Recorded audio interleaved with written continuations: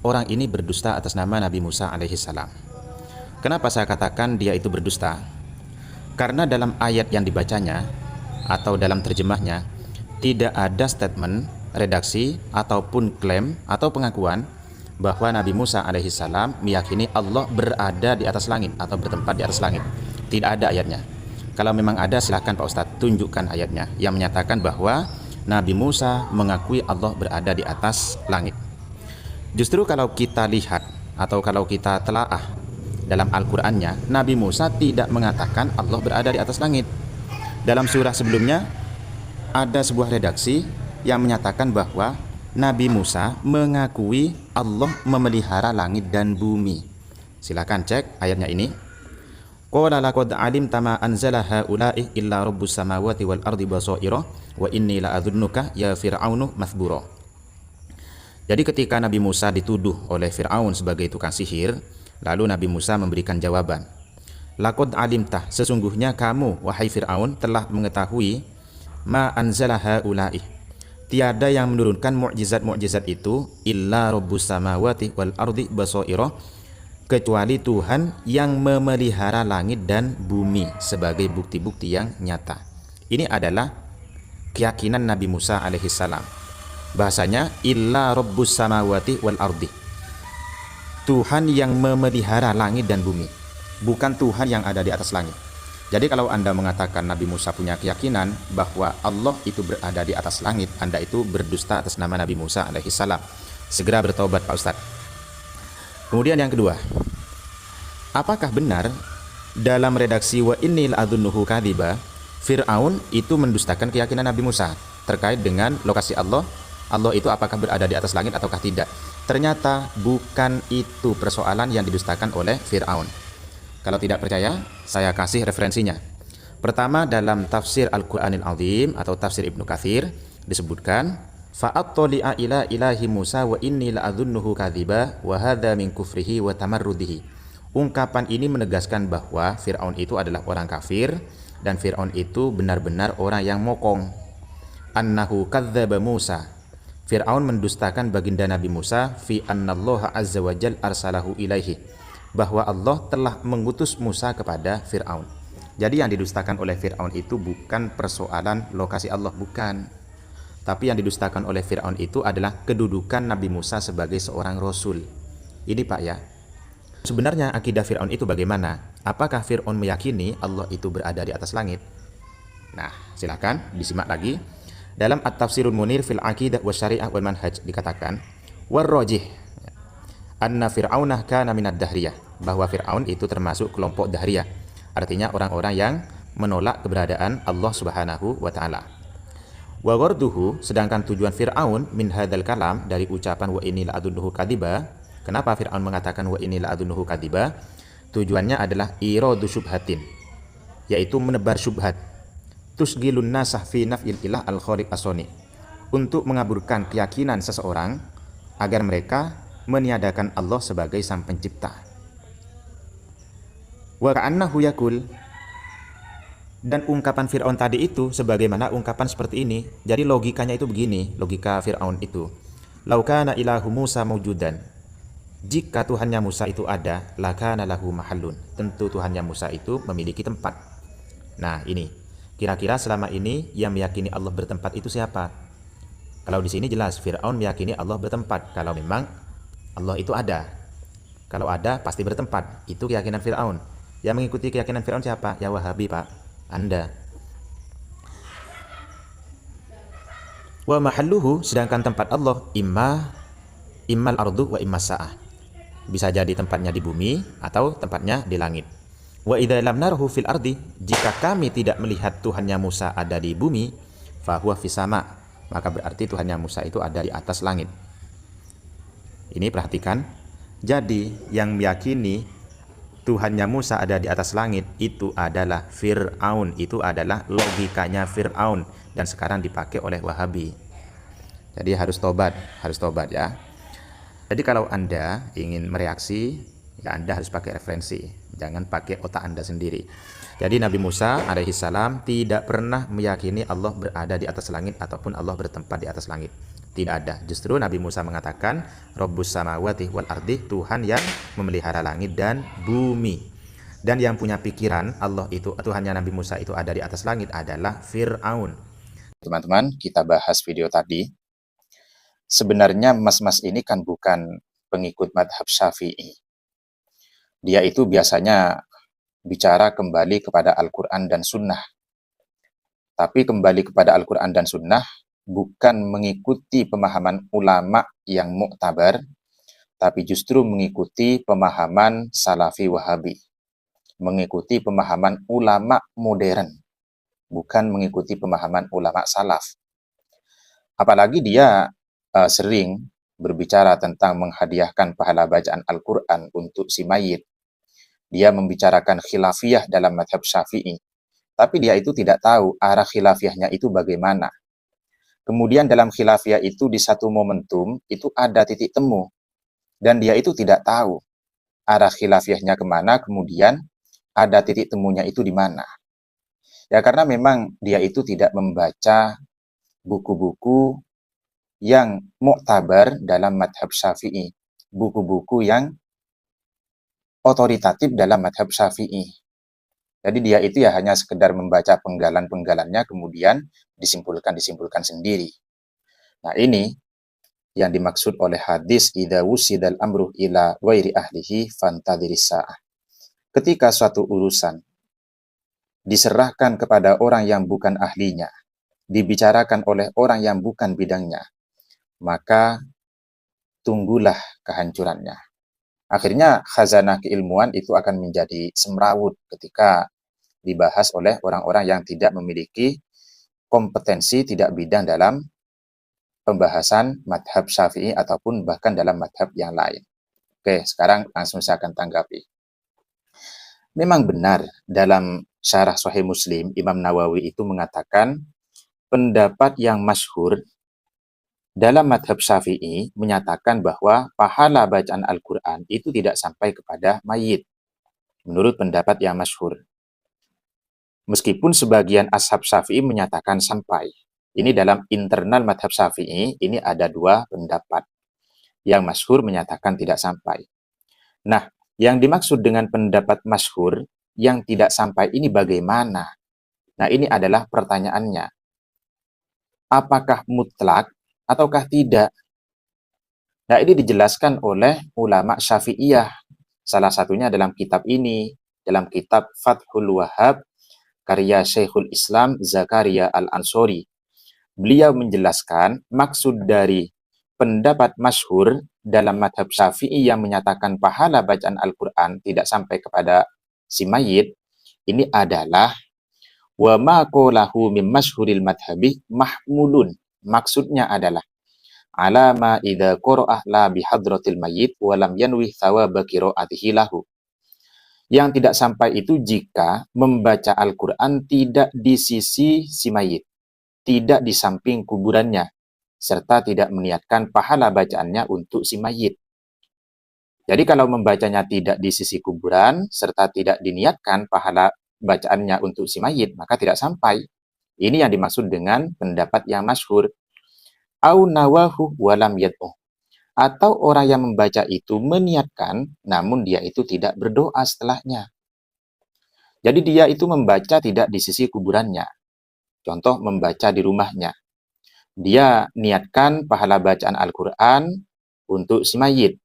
Tapi setelah membaca dia itu tidak berdoa, tidak membaca Allahumma ausil wa taqabbal thawaba ma qara'tuh ila fulanin. Ya Allah, sampaikan pahala bacaan Al-Quran ini kepada fulan, tidak berdoa seperti itu, ya maka tidak sampai.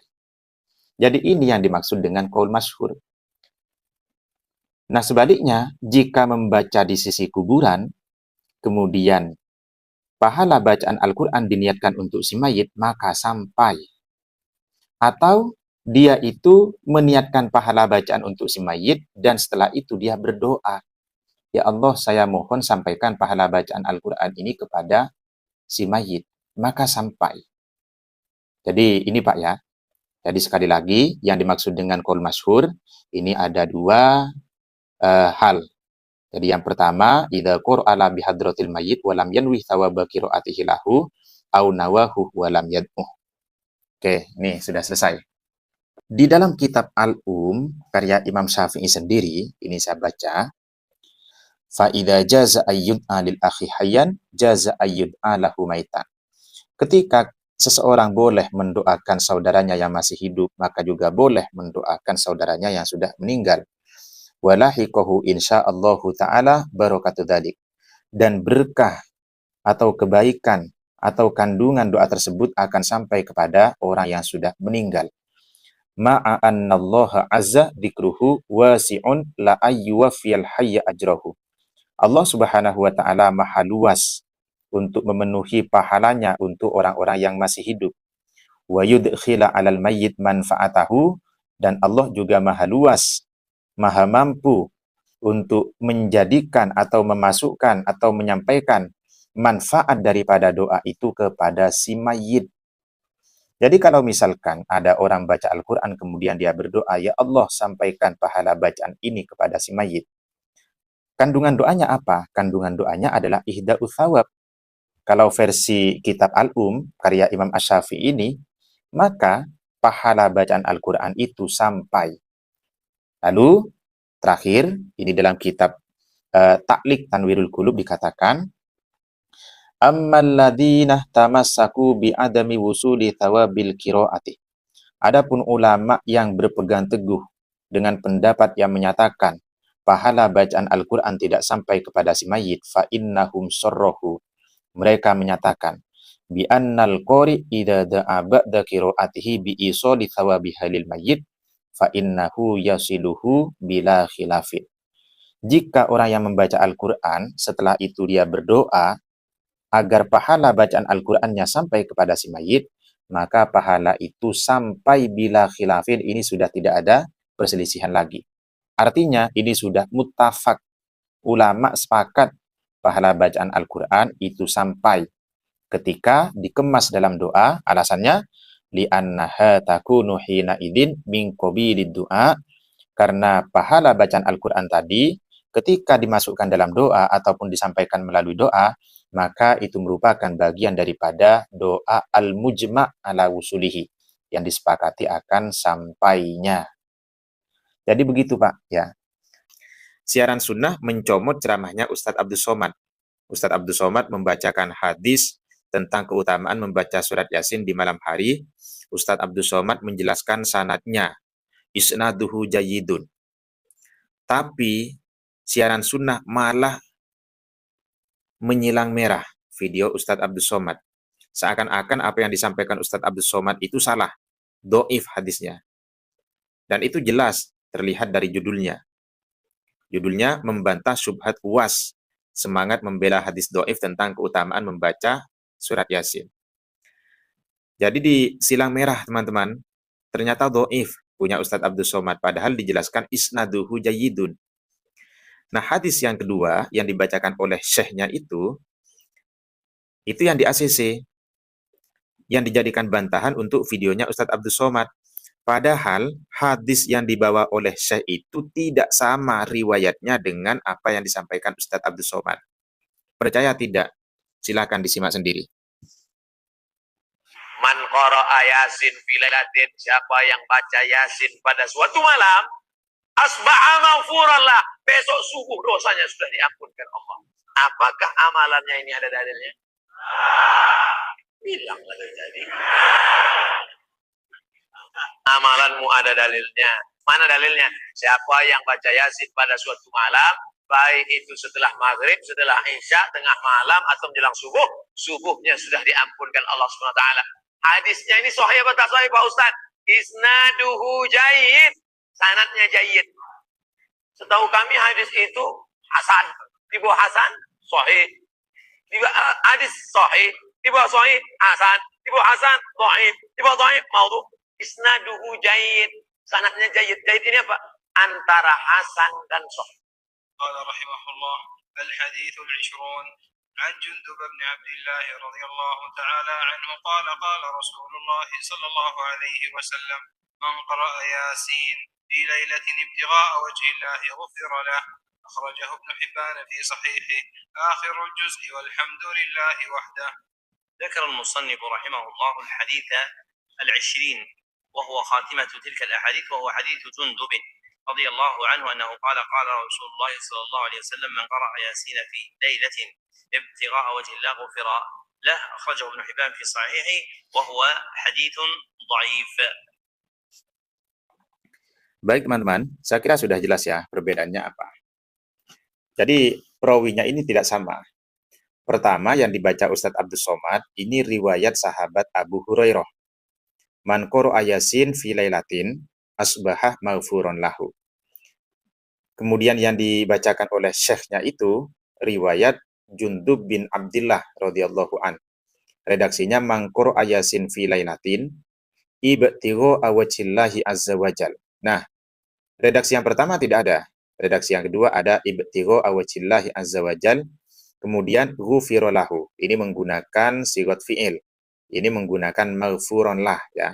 Jadi matannya itu tidak sama meskipun maknanya itu sama. Kemudian perawinya pun juga tidak sama, sedangkan hadis yang pertama yang dibawa oleh Ustadz Abdus Somad dikatakan sanadnya jayyid. Nah, ini sudah benar Ustadz Abdus Somad dalam posisi ini. Jadi yang salah itu adalah siaran sunnah yang mengatakan ataupun yang menyilang merah, kemudian memberikan judul bahwa hadis yang dibawa oleh Ustadz Abdus Somad itu adalah hadis do'if, padahal dikatakan isnaduhu jayyidun. Nah, kitab yang saya bawa ini kitab Tafsir Ibnu Katsir, teman-teman. Tafsir Ibnu Katsir, jilid 3, Sohifah 525, yaitu pada tafsir surat Yasin. Jadi, sekali lagi saya ingin sampaikan kepada siaran sunnah, tolong lebih teliti lagi ketika jenengan ingin menstit ataupun ingin menanggapi video siapapun, kalau hadis ya dicek riwayatnya siapa, kemudian matannya bagaimana. Jangan sampai terjadi yang seperti ini. Kalau terjadi seperti ini, akhirnya akan mengelabuhi banyak orang bahwa hadis tentang keutamaan membaca surat Yasin seakan-akan semuanya adalah do'if. Padahal hadis membaca surat Yasin yang dibaca oleh Ustadz Abdus Somad dikatakan sanadnya adalah jayyid, isnaduhu jayyidun. Ini sudah jelas ya. Imam Ibnu Katsir mengatakan isnaduhu jayyidun, sanadnya adalah jayyid. Nah, sanad jayyid ini apa? Nah, ini saya akan bahas biar pemilik akun siaran sunnah itu paham. Nah, ini ada kitab Syarah Al-Baikuni. Ini kitab Ulumul Hadis. Nah, ada kitab Ulumul Hadis Syarah Al-Baikuni. Di dalam kitab ini dikatakan, Bismillahirrahmanirrahim, Al-Qabul Hadithil Makbul. Beberapa julukan untuk hadis yang bisa diterima, yang bisa dijadikan hujjah. Pertama, al-jayyidu. Kedua, al-qawiyyu. Ketiga, as-salihu. Al-ma'ruf, al-mahfud, al-mujawad, al-thabit, al-musyabbah. Nah, tadi hadis yang dibacakan oleh Ustadz Abdus Somad dikatakan isnaduhu jayyidun. Nah, ini. Jadi kalau ada catatan hadis itu adalah jayyid, maka statusnya adalah maqbul. Bisa diterima, bisa dijadikan hujjah. Ini perlu dipahami. Hadhihi sifatun yasta'miluhal muhaddithun fid dilalati 'alal khabaril maqbul wa yara anna kullan minha lahu dilalatun khassatun wa lahu i'tibarun khassun. Ammal jayyid. Nah, ini adapun jayyid isnaduhu jayyidun fa innahu yusawi sahih. Maka hadis jika disebutkan dengan atau jika dijuluki dengan jayyid, hadis itu setara dengan hadis sahih. Kama yadullu alaihi kalamul Imam At-Tirmidzi, sebagaimana apa yang sudah ditunjukkan oleh Imam At-Tirmidzi di dalam kitab At-Tibbi fi kitab At-Tibbi fi sunanihi, hadza haditsun jayyidun hasanun. Jadi ini setara dengan hadis sahih. Wa kama yadullu alaihi qaulul Imam Ahmad radhiyallahu anhu, dan sebagaimana yang ditunjukkan oleh Imam Ahmad radhiyallahu anhu, ajwadul asanid az-Zuhri an Salim an abihi. Fa'ulima min dzalik annal jaudata yu'abbaru biha anisihah. Bahwa al-jaudah ataupun isnaduhu jayyidun itu sebagai ungkapan mengenai kesohihan hadis. Jadi ketika ditanyakan isnaduhu jayyidun itu apa? Ya maka hadis itu kualitasnya setara dengan hadis sahih. Hanya saja di sini ada sedikit catatan, illa annal jibida minhum la ya'dilu an laqabil sahih ila laqabil jayyid illa linuktatin. Nah, ini yang disampaikan oleh Ustadz Abdul Somad. Jadi sebagian ulama ahli hadis, mereka itu tidak akan mengalihkan lakob soheh, tidak akan mengalihkan julukan soheh menjadi jayyid, kecuali jika ada satu hal. Contohnya, ka'ayyartaqiyal hadithu indahu an rutbatil hasan lidatihi. Ada hadis yang menurut mereka itu naik kadarnya, naik kualitasnya dari tingkatan hasan. Jadi ada hadis hasan, akan tetapi setelah diteliti, hadis itu tidak hasan. Justru sanadnya itu lebih tinggi daripada hasan. Akan tetapi wa yataraddadah fi bulughihi rutbata sahih. Untuk mencapai sahih itu ya belum bisa dipastikan. Tapi derajatnya itu lebih tinggi daripada hasan. Fal wasfu bihi adna minal wasfi bisahih, sehingga hadis dengan kualitas jayyid ini disifati ataupun sifatnya itu lebih rendah daripada sahih, tapi lebih tinggi daripada hadis hasan. Sepertinya bapak-bapak tadi itu tersinggung ya. Dia sepertinya merasa ketakutan, merasa khawatir jika dapur keburukan-keburukan Wahabi itu diungkap. Ketika masa kelam dan tindak tanduk pendiri sekte Wahabi itu diungkap. Santai saja Ustadz, Anda tidak perlu takut, tidak perlu khawatir. Semua itu adalah sejarah. Dan sejarah itu sudah tertulis.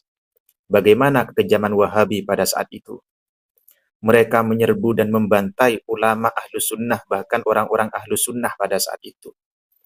Jadi Anda ini kenapa sensitif? Kenapa Anda ini merasa kepanasan?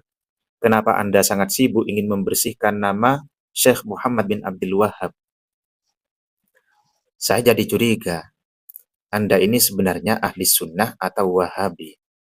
Saya ingin membacakan referensi terkait dengan Wahabi. Dan referensi itu saya ambil dari buku, dari kitab selain karya Sayyid Ahmad Zaini Dahlan. Karena bapak-bapak tadi sudah mengklaim, sudah mengatakan bahwa kitabnya Sayyid Ahmad Zaini Dahlan itu adalah kitab sampah. Adalah kitab layaknya bangkai. Sudah dikatakan seperti itu. Meskipun karya Sayyid Ahmad Zaini Dahlan itu adalah karya yang sangat luar biasa dan sangat ilmiah sekali. Harusnya kalau ilmiah ya dilawan secara ilmiah, bukan langsung diklaim sebagai bangkai. Saya membawa kitab Hasyiatus Shawi ala Tafsiril Jalalain, karya Al-Alim Al-Allamah Ahmad bin Muhammad As-Shawi. Beliau bermadhab Maliki. Imam As-Shawi berkata, waqila hadhil ayatu nazalat fil khawarij. Bahwa ayat ini turun untuk menceritakan ciri-ciri sekte Khawarij. Khawarij itu siapa? Alladzina yuharrifuna ta'wilal kitabi was sunnati.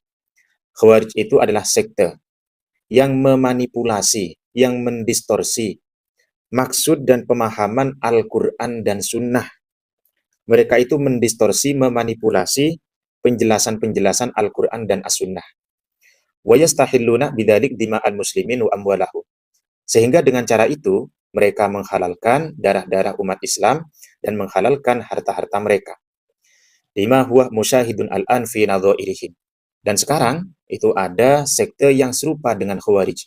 Nah, ini adalah perkataan Imam As-Shawi, bukan perkataan As-Sayyid Ahmad Zaini Dahlan. Siapa sekte yang serupa dengan Khawarij? Wahum firqotun bi ardil Hijaz. Mereka itu adalah sekte yang tumbuh di tanah Hijaz. Yuqalu lahum al-Wahhabiyah. Mereka disebut dengan Wahabi.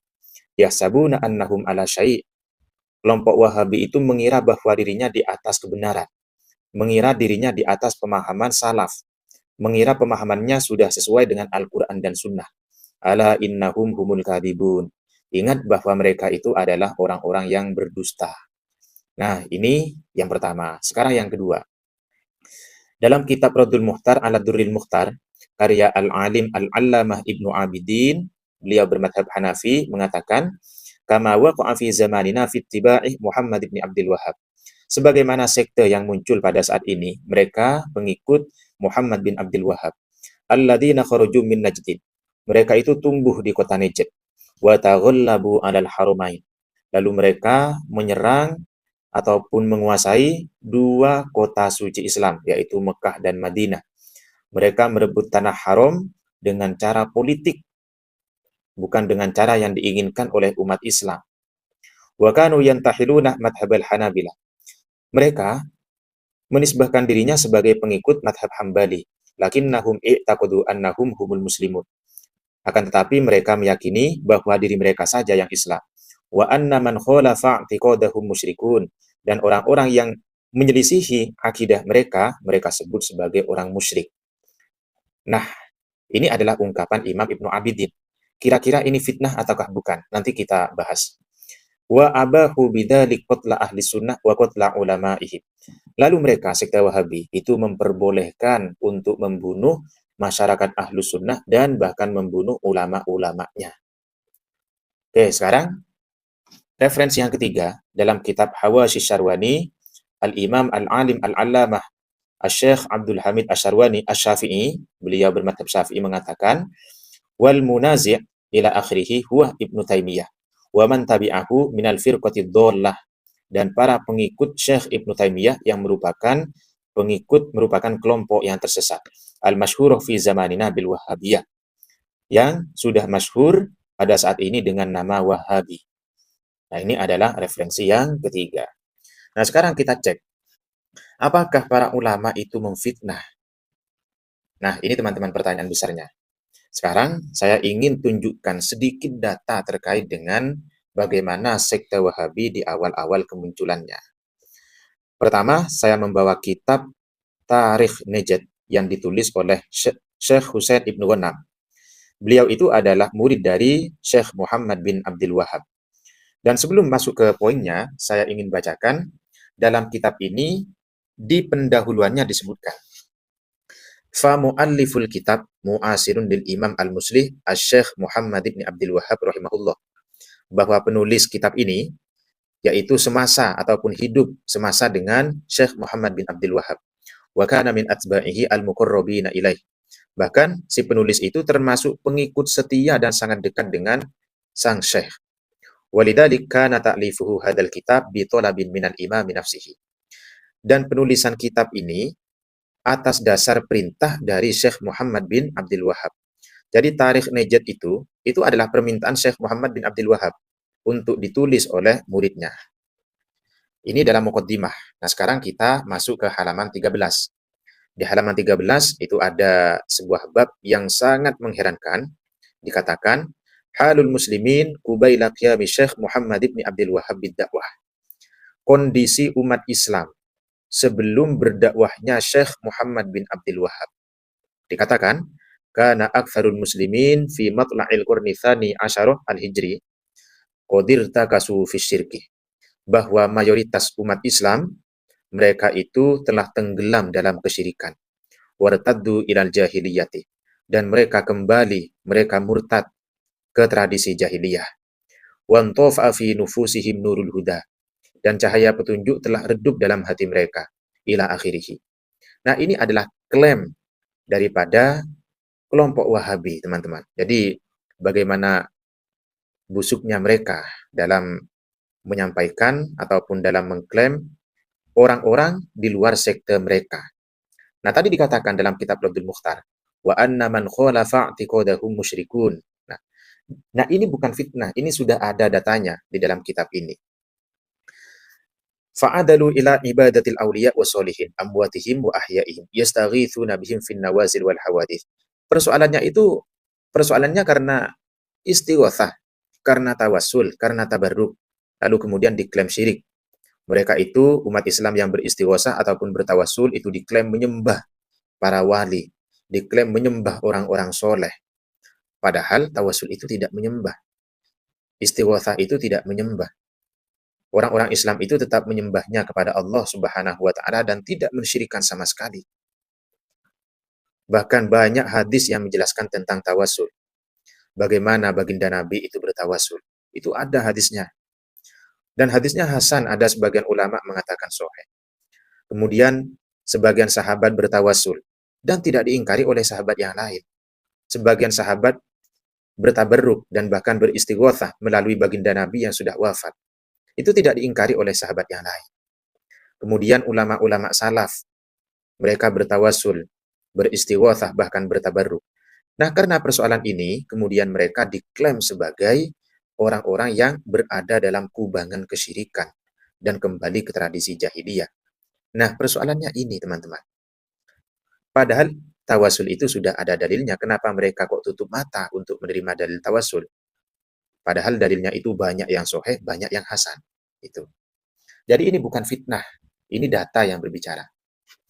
Kemudian pada halaman 109 dikatakan wa dakhalal muslimuna al-baldah. Nah, ini sudah masuk dalam peristiwa pembantaian terhadap umat Islam di Jazirah Arab. Lalu orang-orang Islam, nah yang dimaksud dengan muslimun ini adalah pengikut Syekh Muhammad bin Abdul Wahab. Mereka menamakan dirinya adalah orang Islam dan yang diperangi itu bukan orang Islam. Lalu pengikut Syekh Muhammad bin Abdul Wahab ini memerangi ataupun masuk ke sebuah daerah. Wa a'to Abdul Aziz baqiyatan nas al-aman. Karena masyarakat di daerah tersebut memilih jalur aman supaya tidak dibunuh, kemudian sang panglima yang bernama Abdul Aziz ini memberikan jaminan keamanan. Wa saratil baldatu fai'an minallah, sehingga daerah itu menjadi harta fai dari Allah. Ini adalah klaimnya. Ini mereka itu mengatakan ini fai, teman-teman. Bayangkan, yang diserang itu adalah umat Islam, harta yang dirampas itu adalah hartanya umat Islam, dikatakan harta fai. Kita tahu harta fai itu adalah harta yang didapat dari orang kafir dhimmi dalam keadaan aman. Karena ada akad aman, maka kemudian harta orang kafir itu disebut sebagai fai. Nah, ini kok diterapkan kepada umat Islam. Tuh. Waduruha wa nakhiluha ghanimatan lil muslimin. Dan rumah-rumah mereka serta kebun kurmanya itu disebut sebagai ghanimah. Kita tahu ghanimah itu adalah harta yang didapat dari peperangan dengan orang kafir. Jadi mereka itu diklaim sebagai orang kafir. Lalu dikatakan pula, "Tsumma aqbala Abdul Aziz bil amwal wal ghanaim ila Dir'iyah." Lalu Panglima Abdul Aziz itu datang ke kota Dir'iyah dengan membawa harta dan harta ghanimah tadi. Nah, ini sudah jelas. Kalau bukan mengklaim orang-orang tersebut atau masyarakat tersebut sebagai kafir, terus apa gunanya nama ghanimah? Padahal ghanimah dan faid itu disebutkan dalam kitab Al-Jami' di Ahkamil Quran, wa samma syar'u al-wasil minal kufar ilaina minal amwal bismaini. Dan harta yang didapat dari orang kafir itu ada dua macam. Yang pertama ghanimah, yang kedua faid. Kalau ghanimah itu adalah harta yang didapatkan setelah peperangan, kemudian kalau faid itu karena ada akad aman dari orang kafir. Nah, mereka katakan ini adalah harta ghanimah. Fakos sama Syekh Muhammad bin Abdul Wahab. Lalu harta itu dibagi oleh siapa? Syekh Muhammad bin Abdul Wahab. Nah, ini. Jadi ini yang berbicara data. Jadi Sayyid Ahmad Zaini Dahlan itu bukan memfitnah. Dan ulama-ulama itu bukan menfitnah, tapi berbicara data. Lalu kemudian dalam kitab Ad-Durarus Saniyah pada jilid 1 Shahifah 160 dikatakan, Ar-Rabi'atu qaulullahi ta'ala wa idza massakumud durru fil bahri ila akhirih. Ini sebenarnya ayat untuk menyikapi orang-orang musyrik, menceritakan sikap-sikap orang-orang musyrik. Lalu dipakai untuk mensyirikkan umat Islam. Idza alimta hadza wa alimta ma alaihi aktsarun nas. Ketika kamu sudah tahu tentang ini dan mengetahui apa yang dilakukan oleh mayoritas masyarakat, alimtah annahum a'dhamu kufron wa syirkan minal musyrikin alladzina qatalahum Rasulullah sallallahu alaihi wasallam. Maka kamu akan tahu bahwa mereka itu lebih besar kafirnya dan syiriknya daripada orang-orang musyrik yang diperangi oleh Rasulullah. Nah, ini Pak Ustadz ya. Jadi ulama itu tidak memfitnah. Ulama itu berbicara tentang data. Mungkin Anda yang malas mencari, tidak mau membaca sejarahnya sendiri, tapi selalu mengoreksi amalan-amalan orang lain. Mengoreksinya tidak pakai dalil lagi. Sebenarnya persoalan ini adalah persoalan klasik ya. Dan ulama sudah membahasnya secara tuntas. Persoalan ini adalah persoalan furu', adalah persoalan khilafiyah. Sehingga meskipun kita bahas seperti apapun, ya ulama tetap berbeda pendapat. Ada yang tidak menganjurkan mengadani jenazah ketika diletakkan di liang lahat, dan ada yang menganjurkannya. Dan perbedaan pendapat ini sangat wajar, karena tidak ada dalil yang melarangnya. Sementara di satu sisi ada kaidah yang perlu dipertimbangkan, yaitu tarkun nabi idza tajarrada anil qara'in la yadullu ala tahrim. bahwa yang ditinggalkan oleh baginda Nabi, yang tidak dilakukan oleh baginda Nabi, jika tidak ada tanda-tanda keharuman, maka tidak haram. Nah, ini adalah kaidah yang perlu dipertimbangkan. Sehingga dari ini, ulama yang tidak menganjurkan, mereka berpandangan karena tidak adanya dalil. Dan dalam pandangannya ini adalah tauqifi, begitu. Sedangkan ulama yang menganjurkan karena ada peluang untuk dikiaskan. Sehingga ketika mereka meneliti, mereka mengkajinya, lalu akhirnya dikiaskan dengan mengadani bayi yang baru dilahirkan. Nah, titik temunya itu di mana? Pertemuan ilatnya, kausalitasnya. Pertemuan ilatnya itu karena sama-sama keluar dari menuju ke. Jadi, bayi yang baru dilahirkan, dia itu keluar dari kandungan menuju ke alam dunia. Keluar dari alam kandungan menuju ke alam dunia. Sedangkan jenazah yang diletakkan di alam kubur, di liang lahat, dia itu keluar dari alam dunia menuju ke alam kubur. Sehingga kausalitas ini kemudian mempertemukan antara makis dan makis aleh. Pada akhirnya ulama yang mengkiaskan mengatakan hukumnya adalah sunnah, sama dengan kesunahan mengadani bayi yang baru dilahirkan. Jadi pola pikirnya begitu, teman-teman ya. Nah, apalagi persoalan ini adalah persoalan yang sudah menjadi tradisi, sudah menjadi adat yang berlaku di masyarakat. Tentu ketika sudah menjadi tradisi, ini akan ada pertimbangan berbeda lagi. Ada pertimbangan lebih tinggi lagi. Pertimbangannya apa? Kalau sudah menjadi tradisi, sementara persoalan ini bukan persoalan maksiat, maka perlu mempertimbangkan hadis yang berbunyi, wa kholiqin nasa bi khuluqin hasanin. Dan bergaullah dengan masyarakat dengan pergaulan yang baik.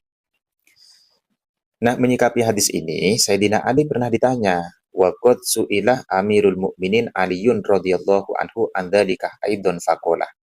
Sahabat Ali ditanya tentang hadis wa kholiqin nasah bi khuluqin hasanin.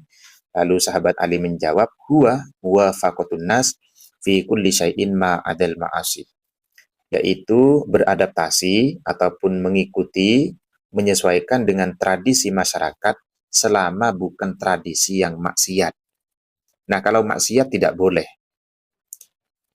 Dan kita kembali ke konsep awal, persoalan mengadani jenazah ini adalah persoalan khilafiyah dan tidak sampai pada perbuatan maksiat karena khilafiyahnya itu antara disunnahkan dan tidak disunnahkan, bukan antara haram dan tidak haram, bukan, tapi antara disunnahkan dan tidak disunnahkan. Apalagi jika tradisi ini mengikuti pendapat yang mengatakan sunnah, ya sudah tidak ada maksiatnya sama sekali, sehingga perlu mempertimbangkan hadis ini. Lalu kemudian pertimbangan yang kedua, Imam Ibnu Hajar itu memiliki konsep, meskipun sebenarnya ini adalah perselisihan antara Imam Ibnu Hajar dengan ulama yang lain ya. Imam Ibnu Hajar itu punya konsep yang berupa daf'i al-sinatil juhal, menghindari gunjingan masyarakat. Itu dianjurkan. Jadi seandainya tidak diadani, itu akan berpotensi menjadi perbincangan, menjadi gunjingan di masyarakat. Ya maka untuk menghindari gunjingan itu dianjurkan untuk mengadaninya. Itu adalah konsep yang ada di dalam Al-Fatawa Al-Fiqhiyah Al-Kubro, karya Imam Ibnu Hajar. Nah, ini pertimbangan juga teman-teman. Qiyas fasidul i'tibar. Nah, saya sebenarnya agak tertarik. Maksud qiyas fasidul i'tibar ini apa maksudnya? Jadi apakah qiyasnya itu tidak sah atau bagaimana? Karena beliau tidak menjelaskan. Namun beliau akhirnya akan melompat ya. Jadi beliau itu sebagai bentuk penolakan terhadap qiyas ini, beliau kemudian melompat pada kasus ibadah. Beliau katakan, adzan ataupun dalam sholat id, sholat hari raya, itu tidak dianjurkan adzan dan tidak bisa dikiaskan dengan adzan Jumat. Oke, saya terima. apa yang disampaikan beliau itu. Namun, persoalan kias yang disebutkan oleh ulama di sini, itu bukan dikiaskan dengan adzan untuk ibadah, tapi dikiaskan untuk adzan pada kasus non-ibadah. Jadi begitu. Jadi kalau beliau menolak kias ini dengan alasan dalam sholat id itu tidak dianjurkan adzan dan tidak ada kias di dalamnya, tidak bisa dikiaskan dengan sholat Jumat, maka penolakan dengan menganalogikan pada kasus sholat itu sebenarnya kias fasid juga. Itu justru fasidul i'tibar gitu. Jadi konsep ulama yang mengkiaskan ini benar, dikiaskan pada persoalan non ibadah juga gitu loh. Wa qad yusannu al-adzan li ghairi sholati. Nah, ini teman-teman ya. Dan disunnahkan adzan untuk selain kegiatan sholat. Wa huwa wal iqamah fi udunayil maulud. Dan adzan serta iqamah di telinga bayi, di dua telinga bayi. Nah, ini kasus adzan di luar sholat.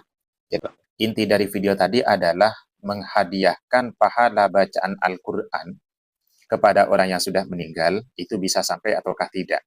Intinya itu. Namun sebelum membahas ini, saya lebih tertarik untuk membahas poin yang terakhir, yaitu kias. Sepertinya Pak Ustadz itu meragukan kehujahan kias. Dan ini bisa kita lihat dari statement beliau yang menyatakan, kalau kias ini benar, tentu pasti yang pertama kali memahami kias adalah Nabi dan sahabatnya. Oke, saya akan bahas di sini terkait dengan kehujahan kias. Disebutkan, adillatul jumhur muthbitil kias. Dalil-dalil mayoritas ulama yang menetapkan kias. Istadallal jumhur ala hujjatil kias bi adillatin arba'atin. Jumhur ulama mendalili kehujahan kias pada 4 dalil. Yang pertama Al-Quran, yang kedua As-Sunnah, yang ketiga Ijma', dan yang keempat adalah Ma'kul. Nah, ini adalah dalil kias, teman-teman. Jadi, kias itu ya diambil dari Al-Quran, kemudian dari Sunnah, dari Ijma', dan juga Ma'kul. Jadi, dipahami dari 4 sumber ini. Lalu, kalau dipahami dari 4 sumber ini, terus apanya yang mau diingkari? Kan begitu. Ini dasar yang kedua, Sunnah as-sohihah. Jadi hadis, ya. Tadi dikatakan seandainya kias itu benar, tentu yang pertama kali memahami kias adalah Rasulullah. Nah, ternyata dikatakan annar Rasulullah sallallahu alaihi wasallam qasa fi katsirin minal umur. Rasulullah ternyata mengkiaskan banyak persoalan. Di antaranya anna rajulan min Khat'am wa fi riwayatin imra'atan min Khat'am. Ada seorang laki-laki datang kepada Rasulullah faqala, inna abi adrokahul Islam. Wahai Rasulullah, bapakku masuk Islam, tapi dia sudah sangat tua. La yastati'u ruku barrohlih. Dia tidak mampu, tidak bisa naik kendaraan. Wal hajju maktubun alaihi. Sedangkan dia wajib untuk melakukan haji. Afa ahujja anhu. Apakah saya boleh menggantikan ataupun menghajikan untuknya?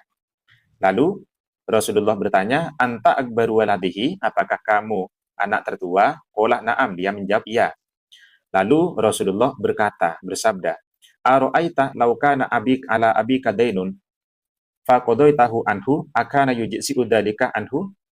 Seandainya jika bapakmu memiliki hutang, kemudian kamu menggantinya, melunasinya, apakah hutang yang kamu lunasi itu bisa menggantikan hutangnya orang tua? Lalu dia menjawab, na'am, ya wahai Rasulullah. Qala, kemudian Rasulullah menjawab, fahjuj anhu, maka hajilah atas nama orang tuamu. Nah, ini Rasulullah mengkiaskan dalam persoalan ibadah. Dan Rasulullah yang mengkiaskan. Jadi kalau dikatakan Rasulullah tidak memahami kias, yaitu salah fatal itu. Kemudian dikatakan fahadha kiasun, ini adalah kias minar Rasul sallallahu alaihi wasallam, dari baginda Nabi sallallahu alaihi wasallam. Lidainillah ala dainil ibad fi wujubil qada. Ini sudah jelas, teman-teman. Nah, bahkan sahabat Umar di sini juga mengkiaskan. Wa katabah Umaru radhiyallahu an ila Abi Musa al-Asy'ari. Sahabat Umar pernah mengirim surat kepada Abu Musa al-Asy'ari pada saat Abu Musa menjadi gubernur di kota Basrah. Sahabat Umar berkata dalam suratnya, Ishbih al-asbah wan nadhair. Wahai Abu Musa, kamu kenali kasus-kasus yang memiliki kesamaan. Wakis al-umur biro'ikah, dan kiaskan, analogikan perkara-perkara itu dengan pendapatmu. Bahkan sahabat Umar ini melakukan kias. Sahabat Umar Uthman juga melakukan kias. Sahabat Ali berkata ataupun menyikapi kias, wa qala Aliyun wa yu'raful haqqu bil muqayyasah inda dzawil albab, bahwa kebenaran itu bisa diungkap dengan cara muqayyasah, dengan cara kias inda dzawil albab. Bahkan sahabat Ibnu Abbas ini mengkiaskan. Ini semuanya tentang kiasnya para sahabat dan kiasnya Rasulullah. Artinya apa? Ya Rasulullah itu melakukan kias, kemudian sahabat juga melakukan kias. Dari sini maka kias itu bisa dijadikan hujjah. Pertama, saya ingin membahas ungkapan Imam Asy-Syafi'i, idza shahhal hadits fa huwa madhhabi. Kemudian dilanjut dengan ungkapan Imam Ibnu Hazm. Ungkapan idza shahhal hadits fa huwa madhhabi. Apabila ada hadis sahih, maka itu adalah madhabku, kata Imam Asy-Syafi'i.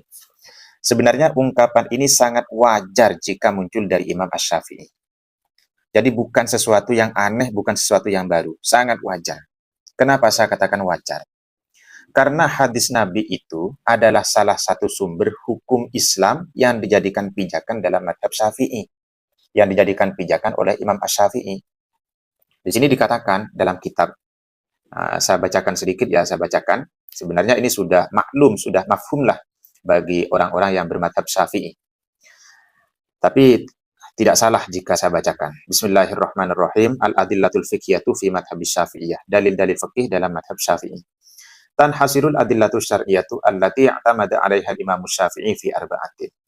Dalil-dalil syariat yang menjadi pijakan bagi Imam Asy-Syafi'i itu ada 4. Yang pertama Al-Qur'anul Karim, yang kedua As-Sunnah An-Nabawiyah ataupun hadis, yang ketiga ijma, dan yang keempat adalah qiyas. Nah, ini stratanya ini teman-teman. Nah, di sini yang kedua, strata yang kedua adalah sunnah nabawiyah ataupun hadis. Jadi ungkapan Imam Syafi'i tadi itu ya sangat wajar karena memang di dalam madhab Syafi'i ataupun Imam Syafi'i menjadikan hadis ini sebagai sumber primer setelah Al-Quran. Dan ini juga menegaskan, ungkapan Imam Syafi'i itu juga menegaskan bahwa pendapat Imam Asy-Syafi'i ataupun madhab Imam Asy-Syafi'i itu dibangun di atas 4 pondasi ini. Dibangun berdasarkan Al-Quran, berdasarkan sunnah nabawiyah ataupun berdasarkan hadis, berdasarkan ijma, dan berdasarkan qiyas. Sehingga orang-orang yang taklid pada madhab Syafi'i, maka berarti mereka itu mengikuti Al-Quran, mengikuti sunnah Nabi, mengikuti hadis berdasarkan pemahaman Imam Syafi'i, berdasarkan pemahaman ulama-ulama yang ada di dalam madhab Syafi'i. Jadi mereka yang bermadhab Imam Syafi'i itu aman cara beragama, teman-teman. Karena kenapa? Karena mereka tidak akan menafsiri Al-Quran dengan kebodohannya. Jadi aman, begitu. Mereka itu mengikuti madhab Syafi'i, berarti mengikuti Al-Quran, mengikuti sunnah, mengikuti ijma, mengikuti qiyas, berdasarkan apa yang dipahami oleh Imam Asy-Syafi'i dengan segala metodologinya, berdasarkan apa yang dipahami oleh semua imam di dalam madhab Asy-Syafi'i. Nah, jadi kita mengikuti madhab Syafi'i itu adalah aman, berarti kita mengikuti hadis. Idza shahhal hadits fa huwa madhhabi. Gitu. Oke. Sekarang kita bahas ungkapan Imam Ibnu Hazm. Di dalam kitab Al-Insaf fi Bayani Asbabil Ikhtilaf, itu Imam Ibnu Hazm memang melarang taklid. Beliau mengatakan, at-taklid haramun, taklid haram. Wala yahillu li ahadin ayyakhudha qawla ahadin ghairi Rasulillah sallallahu alaihi wasallam bila burhanin. Tidak halal bagi seseorang, bagi siapapun, untuk mengikuti ucapan orang lain selain Rasulullah tanpa ada dalil. Ini catatannya, bila burhanin, tanpa ada dalil. Nah, kalau mengikuti madhab Syafi'i, sudah pasti ada dalilnya. Ya, sudah pasti ada dalilnya. Nah, ungkapan Imam Ibnu Hazm ini dikatakan, ungkapan ini berlaku bagi mujtahid. Innama yatimmu fi man lahu darbun minal ijtihad walau fi mas'alatin wahidatin. Jadi ungkapan Imam Ibnu Hazm itu bisa diterapkan pada orang yang dia itu memiliki keahlian ijtihad meskipun hanya dalam satu masalah. Jadi tidak general ungkapan Imam Ibnu Hazm itu. Jadi bukan berarti kemudian orang yang taklid maka dia akan mengikuti salah benarnya orang lain. Tidak begitu. Jadi kalau orang yang memiliki kapasitas ijtihad, ya tidak boleh mengikuti mujtahid yang lain, dia harus berijtihad. Tapi kalau mengikuti madhab Syafi'i, sudah pasti ada dalilnya. Sama dengan mengikuti Al-Quran Sunnah berdasarkan pemahaman Imam Asy-Syafi'i. Intinya Sultan Mataram mengatakan bahwa tawasul itu tidak diperbolehkan dan termasuk perbuatan bid'ah. Alasannya karena Nabi tidak pernah mengajarkan tawasul, kemudian sahabat Nabi tidak pernah bertawasul. Itu alasannya. Oke, yang pertama, saya akan memberikan satu referensi terkait dengan baginda Nabi mengajarkan tawasul, ataukah baginda Nabi pernah bertawasul ataukah tidak. Nah, dalam kitab ini mengutip Kitab Al-Mu'jamul Kabir, karya Imam At-Tabrani, jilid 24, Shahifah 352, hadis nomor 871. Langsung saja, bismillahirrahmanirrahim. An Anas bin Malikin, dari sahabat Anas bin Malik, qolah. Anas bin Malik berkata, Lamma matat Fatimatu bintu Asad bin Hashim, Ummu Ali bin Abi Thalib. Ketika Fatimah binti Asad bin Hashim meninggal. Fatimah binti Asad ini adalah ibunya sahabat Ali bin Abi Thalib. Jadi Fatimah binti Asad ini adalah bibinya Rasulullah sallallahu alaihi wasallam. Dakhala 'alaiha Rasulullah sallallahu alaihi wasallam. Lalu Rasulullah melihat jenazahnya. Fajalasa inda ra'siha. Rasulullah duduk di sisi kepala jenazah Sayyidah Fatimah binti Asad. Faqala. Kemudian Rasulullah mendoakan, rahimakillahu ya ummi kunti ummi ba'da ummi. Jadi setelah Fatimah binti Asad itu dimasukkan ke liang lahat, baginda Nabi mendoakannya. Doanya bagaimana? Allahul ladzi yuhyi wa yumit. Ya Allah, ataupun Allah yang maha menghidupkan dan maha mematikan. Wa huwa hayyun la yamut. Allah maha hidup dan tidak akan pernah mati. Ighfir li ummi Fatimah binti Asad. Ya Allah, ampunilah ibuku ini, yaitu Fatimah binti Asad, walakinha hujjataha. Wawasi 'alaiha mudkhalaha, dan tuntunlah hujahnya dan lapangkanlah kuburannya bihaqqi nabiyyika, dengan perantara, dengan wasilah kedudukan nabimu. Nah, ini Rasulullah bertawassul. Wal anbiya'i alladzina min qabli, dan dengan perantara, dengan wasilah kedudukan para nabi sebelumku. Fa innaka arhamur rahimin, sesungguhnya engkau adalah zat yang maha menyayangi. Nah, di sini teman-teman, baginda Nabi itu ternyata bertawasul. Jadi seandainya tawasul ini memang tidak diperbolehkan, ya tentu Nabi tidak akan bertawasul. Nabi akan dengan tegas mengatakan ataupun melarang tawasul. Tapi faktanya, baginda Nabi ketika berdoa, baginda Nabi mengatakan, bihaqqi nabiyyika wal anbiya alladzina min qabli. Kita tahu para nabi sebelum baginda Nabi sallallahu alaihi wasallam itu mayoritas meninggal dunia. Mayoritas mereka itu adalah wafat, sudah wafat. Itu teman-teman. Dengan perantara, dengan wasilah para nabi sebelumku. Nah, ini adalah tawasul baginda Nabi. Nah, ini artinya bahwa tawasul itu dilakukan oleh baginda Nabi. Tentu kalau sudah dilakukan oleh baginda Nabi, itu menjadi sunnah fi'liyah. Menjadi sunnah fi'liyah, dan itu menjadi salah satu dalil dalam agama Islam. Lalu, bagaimana dengan kualitas sanad hadis ini? Nah, dikatakan, wa hasilu ma taqaddamah. Adapun kesimpulan dari kajian sebelumnya.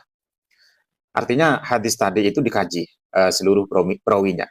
Dan ada satu perawi yang dipermasalahkan. Di antara yang mempermasalahkan adalah Syekh Albani.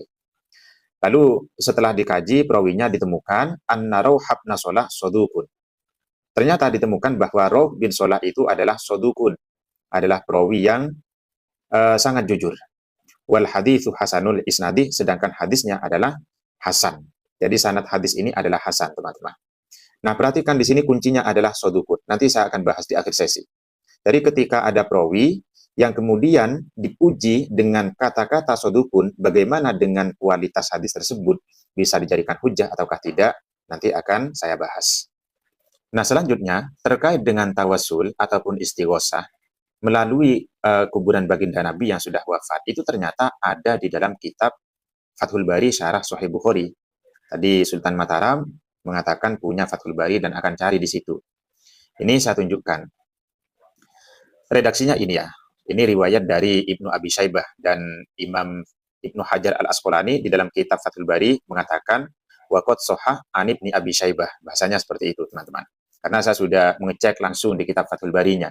Termasuk juga dalam kitab Al-Bidayah wan Nihayah juga sudah mengecek langsung. Nah, ini redaksinya. Asobanna sakohtun fi zamani Umar. Pada masa sahabat Umar terjadi musim paceklik. Faja arojulun ila kubrin Nabi. Kemudian ada seorang laki-laki datang ke kuburan baginda Nabi. Fakolah, laki-laki itu berkata, Ya Rasulullah, wahai Rasulullah, istasqi li ummatika. Mintakan hujan untuk umatmu. Fa innahum qad halaku, sesungguhnya mereka itu akan binasa. Nah, teman-teman, perhatikan redaksinya adalah istasqi, mintakan hujan. Artinya apa? Si laki-laki ini memanggil baginda Nabi yang sudah wafat dan meminta untuk didoakan kepada Allah supaya Allah memberikan hujan. Nah, tawasul itu bukan minta kepada orang yang sudah meninggal, tidak. Jadi hajatnya itu tetap diminta kepada Allah Subhanahu wa Ta'ala. Nah, baginda Nabi yang sudah meninggal ini sebagai perantara. Artinya laki-laki itu meminta kepada Rasulullah yang sudah wafat supaya baginda Nabi memintakan hajatnya. Memintakan hajat si laki-laki ini supaya diberikan hujan. Begitu. Fa'utiyar rojul fil manami faqilalahu. Isnaduhu sohihun. Kualitas athar ini adalah soheh. Waqad sohahahu al-hafidhoni Ibnu Katsir fil Bidayah, jilid 7, sohifah 101. Disohehkan oleh dua hafid besar, yaitu Imam Ibnu Katsir dalam kitab Al-Bidayah wa Nihayah, jilid 7, sohifah 101. Saya sudah ngecek langsung di kitabnya. Wa Ibnu Hajar fil Fathih dan Imam Ibnu Hajar Al-Asqalani dalam kitab Fathul Bari, jilid 2, sohifah 459. Jadi kualitas sanad ini adalah soheh. Artinya apa? Artinya tawasul ataupun istighosah itu diperbolehkan. Begitu ya. Ini biasanya kelompok Wahabi selalu mengatakan ibadah itu cari perintahnya. Tawasul itu sudah ada perintahnya, Pak. Baginda Nabi itu sudah pernah bertawasul melalui nabi-nabi sebelumnya. Kita tahu, nabi-nabi sebelum baginda Nabi Muhammad itu banyak yang sudah wafat, mayoritas sudah wafat. Nabi Muhammad itu ternyata bertawasul melalui mereka. Mereka sudah wafat. Artinya apa yang dilakukan oleh Nabi Muhammad tentang tawasul ini termasuk sunnah fi'liyah dan itu sudah diketahui oleh sahabat. Dan bahkan ada sahabat yang bertawasul, beristisfa setelah baginda Nabi Shallallahu Alaihi Wasallam wafat. Dan dalilnya itu sahih, Pak. Artinya perintah tawasul ataupun dalil tawasul itu sudah jelas, sudah tegas, sudah sahih.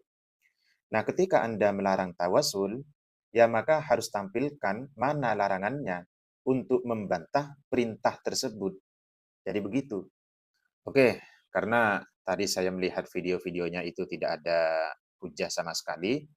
Dia hanya mencela ulama, memaki ulama, menyebut ulama yang mengikuti athar sahabat, dia sebut sebagai kuburiyun, penyembah kubur.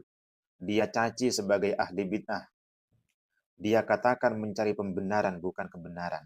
Bayangkan, ulama mengikuti sahabat masih dicaci, dihina sebagai kuburiyun. Sementara dirinya yang menolak athar sahabat dan lebih memilih untuk mengekor kepada klaim Syekh Ibnu Taimiyah, dirinya masih menganggap sebagai sunnah, pengikut sunnah. Mengklaim pemahamannya di atas pemahaman salaf. Nah, ini kan konyol pola pikir seperti ini. Dan sayangnya pemikiran yang seperti ini terus dipelihara oleh kelompok Wahabi. Oke, sekarang kita bahas. Ini adalah athar yang disebutkan tadi ya. Athar ini sebenarnya tidak hanya dimunculkan oleh Syekh Al-Bakri saja, tapi sebelumnya sudah dimunculkan ataupun diriwayatkan oleh Al-Hafidh Ad-Darimi. Beliau ini adalah ulama salaf. Di dalam sunannya, yakni Sunan Ad-Darimi jilid 1 Sahifah 43-44 dalam bab Ma akramallahu ta'ala nabiyahu ba'da mautihi. Betapa Allah Subhanahu wa Ta'ala memuliakan nabinya setelah nabinya itu wafat. Ini babnya. Kalau kita lihat di dalam syarah Sunan Ad-Dariminya dikatakan, salah satu cara Allah memuliakan baginda Nabi setelah wafat adalah bi anja'ala dorihahu asyarif mahallan linuzulir rahmatih wa mahbaton linuzulih malaikatihi. Allah Subhanahu wa Ta'ala menjadikan makomnya baginda Nabi sebagai tempat turunnya rahmat dan turunnya malaikat. Ini sudah makrufan, sudah diketahui dan sudah dimaklumi oleh semua umat Islam. Yaksuduhu muhibbuhu min ahli sunnah wal jamaah lissalami alaihi wasakbil ibarati anhu wa tolabil maghfirati minhu, dan meminta ampunan kepada Allah Subhanahu wa taala dari sisi kuburannya, wa tabarruk bimahallihi, dan mengharap keberkahan dengan makom baginda Nabi sallallahu alaihi wasallam. Ini kan sudah jelas. Jadi Anda kenapa hanya menyalahkan Imam Al-Bakri? Riwayat ini sebelumnya sudah diriwayatkan oleh Imam Ad-Darimi. Dan Imam Ad-Darimi meriwayatkan athar ini. Nah, dalam athar ini yang memerintahkan untuk bertabarruk siapa? Ditemukan adalah Sayyidah Aisyah. Yang memerintahkan untuk bertawasul adalah Sayyidah Aisyah. Ini, teman-teman. Apakah Anda berani mengklaim Imam Ad-Darimi itu kuburiyun? Sayyidah Aisyah kuburiyun, ahli bid'ah. Nah, hati-hati. Oke, sekarang saya baca ya. Athar yang pertama. Kuhito ahlul madinati kohton syadidan. Penduduk kota Madinah mengalami musim paceklik yang parah. Fasyakau ila Aisyata. Mereka mengadu kepada Sayyidah Aisyah fakolat. Sayyidah Aisyah berkata, Unduru ila kubrin nabiyyi sallallahu alaihi wasallam. Lihatlah oleh kalian kuburan baginda Nabi sallallahu alaihi wasallam. Faja'alu minhu kuwan ila sama'i. Dan jadikan dari kuburan itu lobang untuk menghadap ke langit. Hatta la yakuna bainahu wa bainas sama' sakfun. Sampai tidak ada penghalang sama sekali antara kuburan dengan langit. Qala fa'alu. Penduduk kota Madinah mengerjakan apa yang direkomendasikan Sayyidah Aisyah, famutirna matorot. Lalu kami diberikan hujan oleh Allah. Hatta nabatal asbu. Sampai rumput-rumput tumbuh hijau. Wasaminatil ibilu. Onta-onta menjadi gemuk. Oke, sekarang kita cek kualitas athar ini, sahih, hasan, ataukah dhaif. Nah, terkait dengan athar ini disebutkan, fahasilu ma taqaddama. Adapun kesimpulan kajian yang sudah dilakukan, jadi sebelum ini dikaji seluruh perawinya, bagaimana kualitas perawinya. Dikaji berdasarkan kaidah jarh wa ta'dil. Nah, setelah dikaji ditemukan anna hadza isnadun hasanun. Bahwa athar ini sanadnya adalah hasan. Au sahihun, atau sanadnya adalah sahih. Ada yang mengatakan sanadnya hasan, ada yang mengatakan sahih. Wa rijaluhu rijalu muslimin, sedangkan semua perawi sanad ini adalah perawi dari Imam Muslim, ma khala Amr bin Malik An-Nukri, kecuali Imam Amr bin Malik An-Nukri, meski beliau ini bukan perawi Imam Muslim, wa huwa thiqatun, dia adalah orang yang thiqah. Ini kan sudah jelas. Hadis atharnya ini adalah hasan. Ada yang mengatakan sahih, terus apanya yang mau diingkari? Jadi begitu ya. Kita bahas apa yang sudah disampaikan Pak Doktor tadi. Beliau mengatakan bahwa orang-orang Asy'ariyah itu menolak sifat-sifat Allah Subhanahu wa taala. Di antaranya menolak sifat Allah di atas.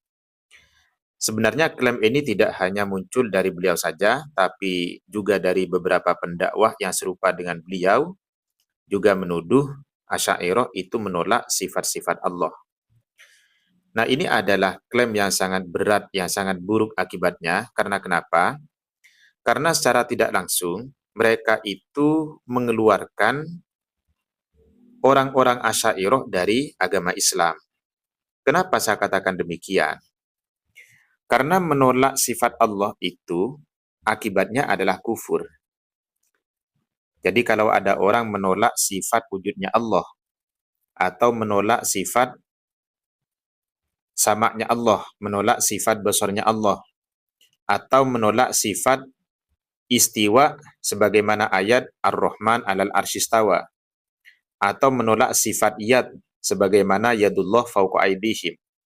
Jadi kalau menolak sifat-sifat tersebut, yaitu otomatis dampaknya adalah kafir.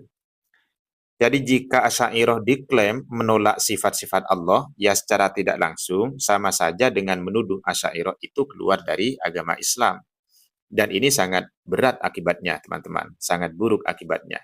Naudzubillah min dzalik. Mudah-mudahan beliau yang menyatakan tadi itu khilaf ya, bukan mengatakan dengan sebuah kesadaran ataupun dengan kesengajaan dalam arti mengklaim bahwa Asy'ariyah itu menolak sifat-sifat Allah Subhanahu wa taala. Kemudian saya juga heran mereka mengatakan Asy'ariyah menolak sifat Allah. Itu dasarnya apa? Apakah karena dasarnya Asy'ariyah itu melegalkan takwil, atau karena Asy'ariyah itu tidak menetapkan makna tekstual, atau karena berbeda pandangan saja dengan mereka? Kalau alasannya karena melegalkan takwil, itu benar, Asy'ariyah itu melegalkan takwil, tapi yang dilegalkan adalah takwil yang sahih, bukan takwil yang batil. Dan takwil sahih ini juga dilakukan oleh ulama salaf, misalkan seperti Imam At-Tabari, seperti Imam Malik, seperti Imam Sufyan Ats-Tsauri, dan bahkan ada beberapa sahabat juga mentakwil. Kalau memang alasannya itu adalah tidak menetapkan makna tekstual, lalu mereka itu dikatakan menolak sifat Allah, ini juga orang-orang Asy'ariyah punya alasan di situ. Tujuannya adalah untuk tanzih, karena mengamalkan ayat laisa kamitslihi syai' wa huwas samiul basir. Nah, jadi kalau hanya sekedar misalkan karena melegalkan takwil ataupun tidak mengitsbat makna tekstual lalu dikatakan menolak sifat, nah ini tidak sinkron teman-teman. Karena menolak itu berarti sama sekali tidak mengakui adanya sifat-sifat Allah Subhanahu wa taala tersebut. Itu. Di sini saya ingin membahas salah satu kitab dari ulama Asy'ariyah, yaitu kitab Al-Mursyidul Amin, Mukhtasar Ihya Ulumuddin. Ini tentu adalah karya Imam Al-Ghazali, yang mukhtasarnya bukan Imam Ghazali, Ihya-nya karya Imam Al-Ghazali, tapi isi dari Al-Mursyidul Amin ini adalah pendapat-pendapat ataupun pemikiran Imam Al-Ghazali. Di dalam kitab ini dikatakan, Bismillahirrahmanirrahim, wa annahu mustawin alal arsyih. Sesungguhnya Allah Subhanahu wa taala beristiwa atas arsy.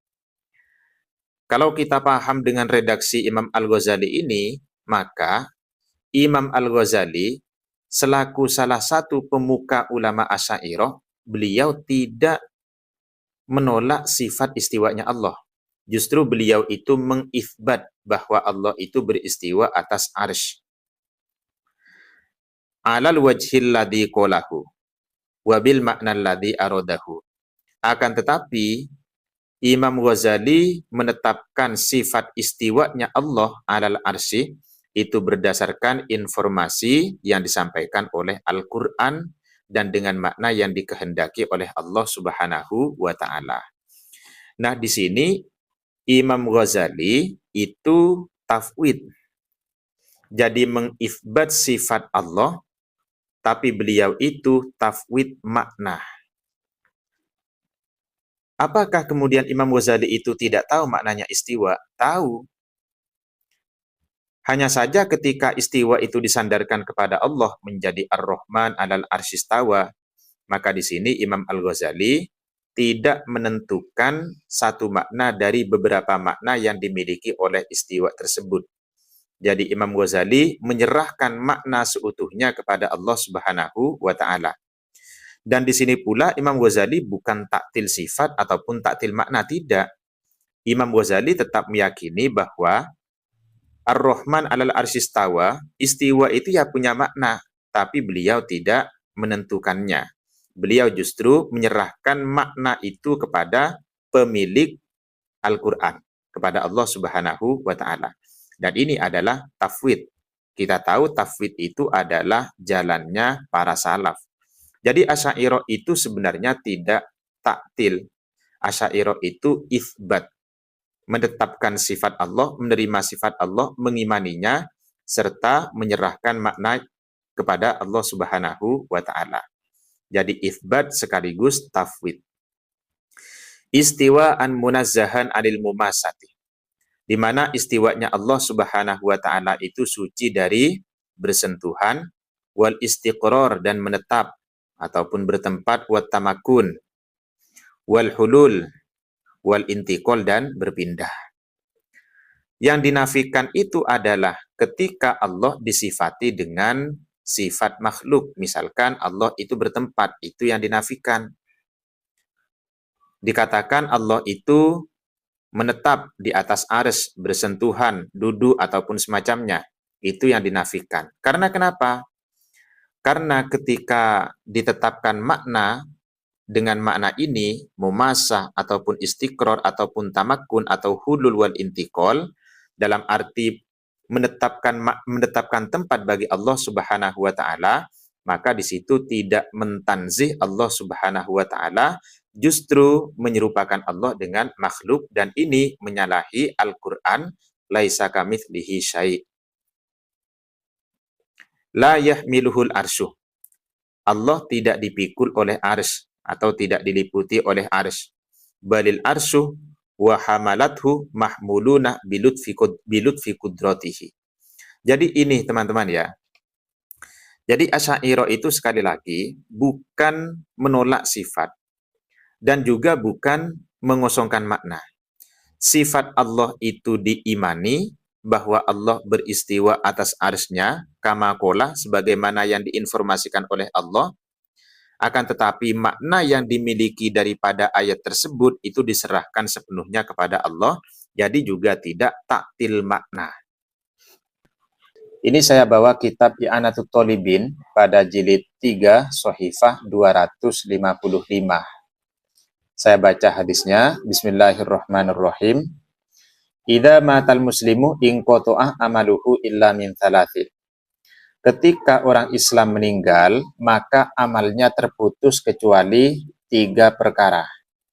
Jadi 3 perkara ataupun 3 amal yang pernah dilakukan oleh si mayit itu akan menjadi aset baginya. Yang 3 itu apa saja? Yang pertama shadaqatin jariyatin, yaitu sedekah jariyah.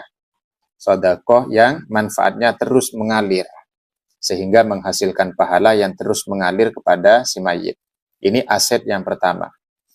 Yang kedua, au ilmin yuntafa'u bihi, ilmu yang bermanfaat. Ini juga menjadi aset bagi si mayit. Yang ketiga, awaladin solihin, anak yang soleh. Yang dimaksud dengan anak soleh, ay muslimin, anak yang agamanya Islam. Yad'ulahu, yang mendoakan untuknya, yang mendoakan orang tuanya yang sudah meninggal. Ini juga menjadi aset bagi si mayit. Nah, tadi ketika beliau mengatakan karena mengamalkan hadis ini, lalu beliau mengatakan tahlilan itu tidak masuk pada ketiga-tiganya. Nah, ini teman-teman yang perlu kita bahas. Sebenarnya dari pernyataan Ustadz ini menimbulkan pertanyaan bagi saya. Apakah ketika tahlilan itu tidak masuk pada ketiga-tiganya?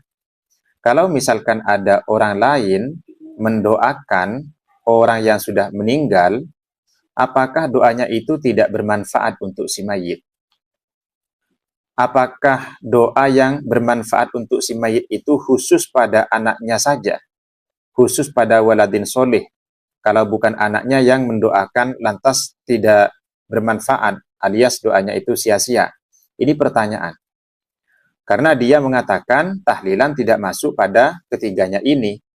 Kita tahu tahlilan itu tujuannya untuk mendoakan orang yang sudah meninggal. Apakah ketika kita tahlilan, lalu mendoakan orang yang sudah meninggal, lantas doa kita itu sia-sia, tidak bermanfaat? Itu adalah pertanyaan besar bagi saya untuk Ustadz tadi. Nah, selanjutnya, yang kedua, kita coba cek apakah benar tahlilan tidak masuk pada 3 aset ini. Utamanya yang akan saya bahas adalah awaladin solihin yad'ulahu. Di dalam kitab I'anahnya disebutkan begini, ada keterangan qauluhu yad'ulahu ay li abihi binafsihi. Adapun redaksi hadis yang menyatakan yad'ulahu, anak yang mendoakan orang tuanya, mendoakan ini li abihi binafsihi, mendoakan dengan dirinya sendiri. Jadi anak mendoakan sendiri. Mudah-mudahan bapak saya diampuni. Itu namanya yad'ulahu binafsihi. Ternyata di sini au bi tasabbubin fi du'ail wairi li abihi. Atau anak itu menjadi sebab bagi orang lain sehingga mendoakan pada bapaknya si anak tadi. Ternyata yad'ulahu ini pemahamannya bukan hanya sekedar anaknya itu mendoakan sendiri, tapi bisa jadi doa itu terjadi ataupun doa itu dari orang lain untuk bapak si anak yang diakibatkan ataupun yang disebabkan si anak. Contoh misalkan ada anak yang perilakunya itu sangat baik, anaknya soleh, kemudian sosialnya juga baik, hingga menyebabkan orang-orang simpatik pada anak tadi. Nah, ketika simpatik, kemudian orang itu mendoakan, ya Allah, mudah-mudahan anak itu terus dijadikan anak soleh olehmu, oleh engkau. Dan mudah-mudahan bapaknya, orang tuanya engkau ampuni. Nah, ini namanya si anak menjadi sebab bagi orang lain mendoakan bapaknya. Ini masuk dalam kategori hadis yad'ulahu. Di antara tasabub ini contohnya, misalkan si anak mengundang masyarakat untuk mendoakan bapaknya. Jadi sebab anak mengundang, akhirnya masyarakat mendoakan bapaknya. Ini namanya bitasabbubin fi du'ail wairi li abihi. Sehingga dari sini, maka tahlilan itu masuk dalam konsep hadis ini, masuk dalam konsep awwaladin solihin yad'ulahu. Kenapa? Karena si anak itu menjadi aset bagi orang tuanya, baik dengan doanya sendiri, atau disebabkan si anak itu mengundang orang lain, sehingga orang lain mendoakan bapaknya, mendoakan orang tuanya si anak. Jadi, dengan demikian, maka tahlilan itu masuk dalam kategori hadis ini. Ini gimana konsepnya? Sesuatu yang sudah benar, tapi malah Bapak Ahsanul Hadis merostingnya. Kalau sudah benar tidak perlu dirosting, Pak. Kalau sudah benar itu ya harus diakui. Apa yang disampaikan Ustadz Hilman itu sudah benar. Apalagi beliau menukil pendapat ulama. Tentu kalau menukil pendapat ulama, legitimasi kebenarannya itu lebih kuat, lebih akurat daripada pendapat Anda sendiri. Nah, coba sekarang kita bahas. Karena yang disampaikan Ustadz Hilman itu menukil pendapat ulama, saya ingin membahas pendapat Anda yang mengatakan bahwa man sanna fil Islam sunnatan hasanatan itu adalah dalil am. Oke, coba diikuti ya pembahasannya. Ustadz Hilman mengatakan kullu bid'atin dolalah hadisnya. Ini adalah am. Hadis ini karena am lalu ditaksis oleh hadis man sanna fil Islam sunnatan hasanatan. Barang siapa yang memulai di dalam agama Islam sunnatan hasanatan, cara yang baik. Nah, sekarang kita fokus lagi. Kullu bid'atin dolalah ini dalil am, ditaksis oleh hadis man sanna fil Islam sunnatan hasanatan. Kalau hadis yang kedua ini statusnya mentaksis hadis yang pertama, maka harusnya hadis yang kedua namanya mukhossis. Artinya, yang kedua ini adalah dalil yang mempersempit atau yang membatasi keumuman hadis yang pertama. Ini namanya mukhossis. Jadi begitu kerangka berpikirnya para ulama. Tapi Bapak Ahsanul Hadis justru punya pikiran berbeda. Pak Ahsanul Hadis punya pikiran ini adalah dalil am. Ya kalau ini dikatakan dalil am, ya maka tidak bisa. Dalil am kok mentaksis dalil am. Ini menurut Bapak Ahsanul Hadis. Bapak Ahsanul Hadis yang mengatakan ini dalil am hanya berpijak pada satu kaidah ini. Kaidahnya apa? An-nakiratu fi siyaqi syarti tufidul umum. Isim nakiro yang jatuh setelah syarat berfaedah umum. Nah, sekarang kita terapkan. Ini seakan-akan benar ya kalau diterapkan pada hadis ini. seakan-akan benar. Penerapannya begini, ini isim nakiroh jatuh setelah syarat. Di mana isim nakirohnya? Isim nakirohnya ini, sunnatan. Ya, ini adalah isim nakiroh, sunnatan, karena ada tanwin. Kemudian syaratnya mana? Man. Man ini adalah syarat. Jadi isim nakiroh jatuh setelah syarat. Ini nakiroh, ini syarat. Maka kalau nakiroh jatuh setelah syarat, tufidul umum, berfaedah umum. Sehingga di sini pemahamannya, barang siapa yang memulai di dalam Islam sunnatan, memulai cara-cara, aitorikotan. Itu benar, berfaedah umum. Akan tetapi, tadi saya katakan tidak benar untuk mengatakan hadis ini adalah umum, karena kenapa? Nah, Bapak Ahsanul Hadis tidak membahas usul fikihnya lebih jauh. Harusnya tugas Pak Ahsanul Hadis itu percaya dulu pada ulama. Kenapa ulama mengatakan ini mukhasis? Baru diteliti, dikaji. Bukan tidak percaya, lalu kemudian membuat konsep sendiri, itu salah. Jadi percaya dulu, baru Anda boleh mengkajinya. Nah, kalau ulama mengatakan ini adalah mukhasis, itu benar. Kita bahas mukhasis sekarang. Mukhasis itu ada dua. Ada mukhasis mustakil, ada mukhasis ghairu mustakil. Nanti cari sendiri definisinya mukhasis mustakil apa.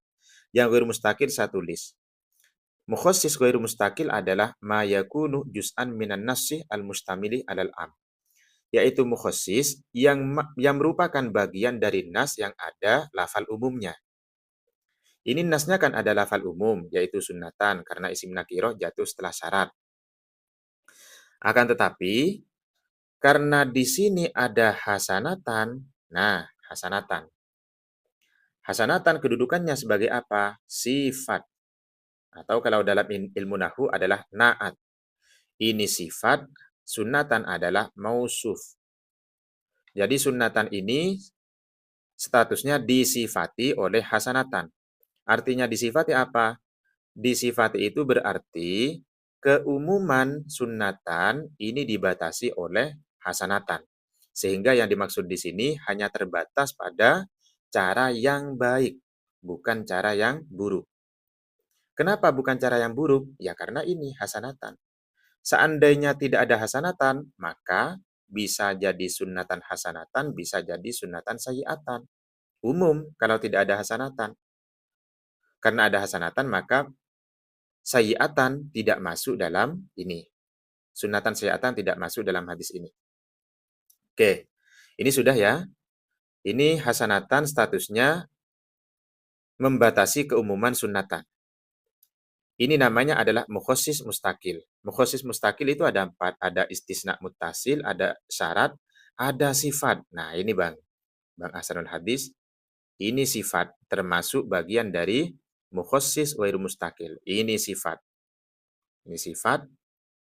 Maka berarti keumuman isim nakiroh ini menjadi khusus.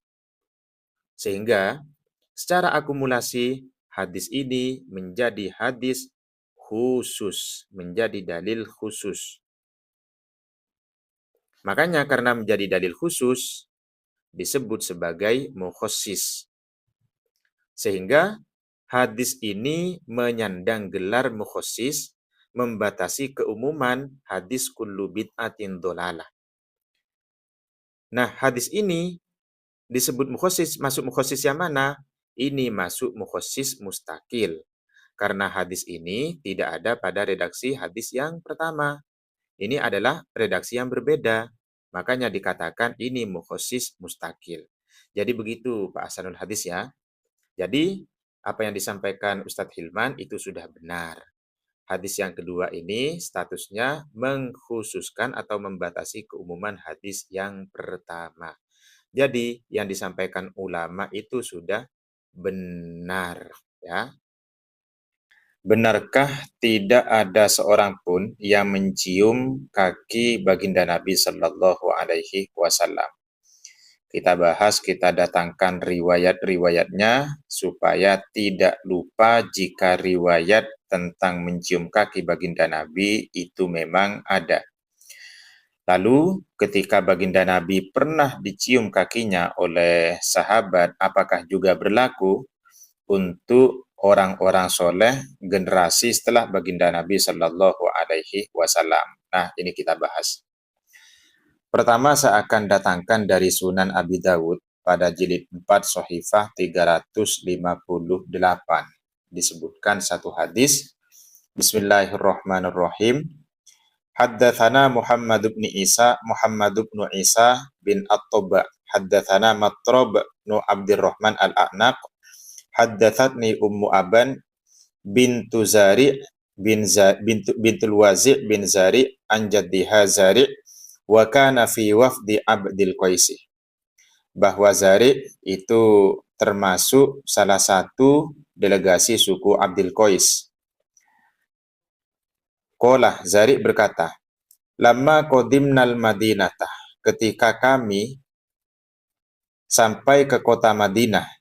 Ini bahasanya adalah menggunakan sigot mutakallim ma'al ghair, berarti kasus ini tidak hanya dilakukan oleh Zari saja, tapi juga dilakukan oleh seluruh rombongan yang dibawa oleh Zari. Jadi ketika kami datang ke kota Madinah, faja'alna natabadaru min rawahilina. Kami semua bergegas turun dari kendaraan kami. Fanuqabbilu yadan Nabi sallallahu alaihi wasallam wa rijlahu. Kemudian kami bersama rombongan kami mencium tangan baginda Nabi Shallallahu Alaihi Wasallam warijlahu, dan juga mencium kaki baginda Nabi Shallallahu Alaihi Wasallam. Nah, ini satu hadis, teman-teman. Kualitasnya huwa sohihun, hadis ini adalah soheh. Ini sudah jelas ya. Ada riwayat-riwayat yang menjelaskan tentang mencium kaki baginda Nabi Shallallahu Alaihi Wasallam. Juga ada hadis riwayat Imam At-Tirmidzi yang kualitasnya adalah hasan soheh. Dikatakan, qala yahudiyun li sahibihi. Ada salah seorang Yahudi, dia berkata kepada temannya, idhab bina ila hadzan nabi. Mari kita berangkat menuju Nabi Muhammad. Fa'ataya Rasulullah sallallahu alaihi wasallam fasa'alahu an tis'i ayatin bayyinatin. Lalu dua orang Yahudi itu datang kepada baginda Nabi dan bertanya tentang 7 ayat. Fadzakarul hadits ila qoulihi faqabbala yadahu wa rijlahu. Kemudian kedua orang tadi mencium tangan baginda Nabi dan juga mencium kaki baginda Nabi. Wa qala nashhadu annaka nabiyyun, dan dua orang tadi akhirnya masuk Islam, bersaksi bahwa engkau adalah seorang nabi. Nah, ini teman-teman ya. Jadi ada riwayat-riwayat yang menyatakan bahwa kaki baginda Nabi itu pernah dicium oleh sahabatnya atau bahkan oleh orang yang sebelumnya dia adalah seorang Yahudi kemudian masuk Islam. Nah, menanggapi hadis ini, lalu disebutkan oleh Imam Al-Mubarakfuri dalam kitab Tuhfatul Ahwadi, jilid 7, Sohifah 347, wal hadis yadullu ala jawazih taqbilil yadi war rijli, sedangkan hadis ini menunjukkan akan kebolehan mencium tangan orang-orang soleh, war rijli, dan mencium kaki orang-orang soleh. Ini sudah jelas, teman-teman. Lalu, di dalam kitab Al-Futuhatur Rabbaniyah pada jilid 5 Sohifah 380 ada penjelasan begini. Ini saya tulis, Fafi taqririhi sallallahu alaihi wasallam. Ini ketika menjelaskan hadis tentang Abdul Qais dan rombongannya ketika mereka itu mencium tangan Nabi dan mencium kaki baginda Nabi Shallallahu Alaihi Wasallam, dan baginda Nabi itu tidak melarangnya.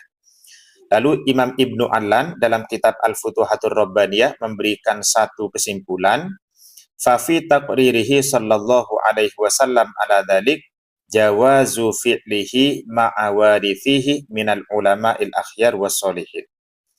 Jadi baginda Nabi yang mengakui ataupun yang mengizinkan untuk mencium kaki beliau itu menunjukkan akan kebolehan melakukan yang sedemikian tersebut ataupun mencium kaki itu boleh dilakukan kepada ahli waris baginda Nabi yang merupakan para ulama il-akhyar dan orang-orang soleh. Artinya apa? Mencium kaki orang-orang soleh ataupun mencium kaki para ulama itu diperbolehkan, teman-teman ya. Diperbolehkan. Ini sudah jelas redaksinya. Nah, kita lanjut kembali beberapa riwayat terkait dengan mencium kaki. Ini di dalam kitab Tuhfatul Ahwadhi dikatakan pula, wa min hadithi Buraidah fi qissatil a'rabi wasyajarati faqala. Ada seseorang yang datang kepada baginda Nabi dan berkata, "Ya Rasulullah, wahai Rasulullah, i'dan li an uqabbila ru'saka wa rijlaika." Mohon izinkan saya untuk mencium kepalamu dan mencium kedua kakimu. Fa'adzina lahu. Kemudian baginda Nabi memberi izin. Nah, ini sudah jelas, teman-teman. Lalu di dalam kitab Tuhfatul Ahwadhi pula jilid 7 Sahifah 347 disebutkan wa akhraja aidon anna aliyan qabbala yadal Abbas wa rijlahu, bahwa sahabat Ali juga mencium tangan sahabat Abbas dan kaki sahabat Abbas.